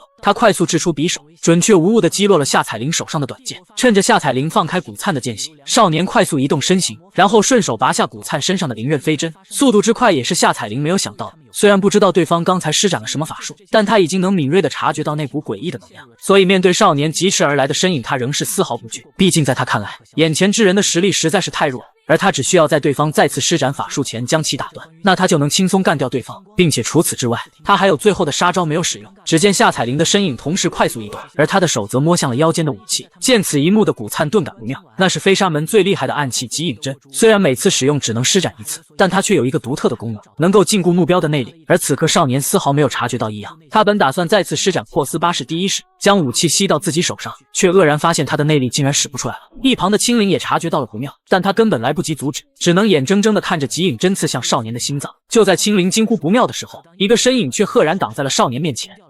来了来了！随着古灿用身体挡在少年的身前，极影针毫无例外地刺入了他的身体，瞬间所有人露出了震惊的表情。而看到这一幕的少年彻底的怒了，他的眼中闪过一道寒芒，口中大喝一声青灵，一道诡异的影子快速朝着夏彩铃逼近。感觉到不妙之后，夏彩铃迅速朝着少年的脑袋射出了3枚飞针，对此少年却丝毫没有躲避的意思，手掌上再次浮现出一股吸力，疾驰而来的飞针硬生生刺向了他的手掌。见此一幕，夏彩铃瞪大了眼睛，灵刃飞针竟然改变了飞行路线。然而就在他感到万分惊讶的时候，一道诡异的声音响起，他让你走的时候你就应该离开，可你怎么就是不听呢？夏彩铃瞬间惊慌失措，他明明听到耳边传来了声音，可无论怎么看都没有发现任何东西。与此同时，一股令人作呕的血腥涌现，周围的一切化为了一片血海。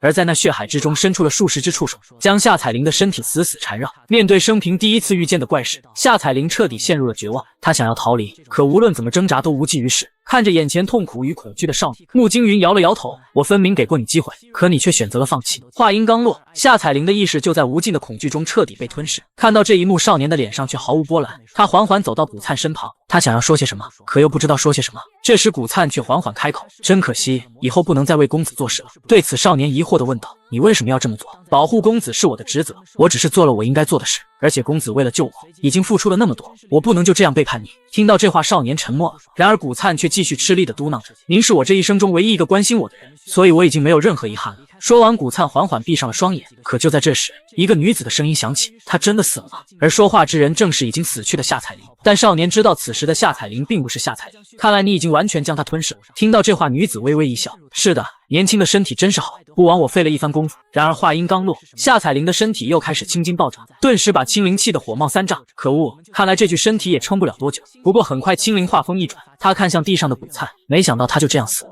不过他似乎没有什么遗憾，看来他应该不会变成冤魂了。听到这话，少年却目不转睛地盯着古灿，抽动着嘴角喃喃一句：“根据6人降灵术记载，冤魂以强烈的怨恨诞生，但一个人在死亡的时候，所在的地方如果充满怨气和死气，也会受其影响而诞生。”听到这话，青灵大惊失色，他似乎猜到了什么。而这边只见少年手上的印诀不断变换，他身上的死气开始向周围扩散，然后通过手掌涌入古灿的身体。渐渐的，古灿的灵魂化为一道道光芒脱离身体，最后凝聚为了一颗微弱的光球。而这时，只见一条红线快速连接向那颗光球。这一幕让青灵瞪大了眼睛，他竟然用死气提取出了古灿的灵魂，而且还和他建立了联系。不过古灿的灵魂还是太弱了，如果不快点找个容器，很快就会彻底消散。可这么短时间，要去哪里找一具尸体呢？听到这话，少年并没有回答，只是冷冷地看向青灵。看到少年这副表情，青灵察觉到接下来肯定有什么不好的事情即将发生。画面一转，此时古灿的灵魂犹如坠入了茫茫大海，他能感觉到自己的意识正在逐渐消散。不过他并没有抱怨，他这一生已经没有了任何遗憾，一切是时候结束了。可就在这时，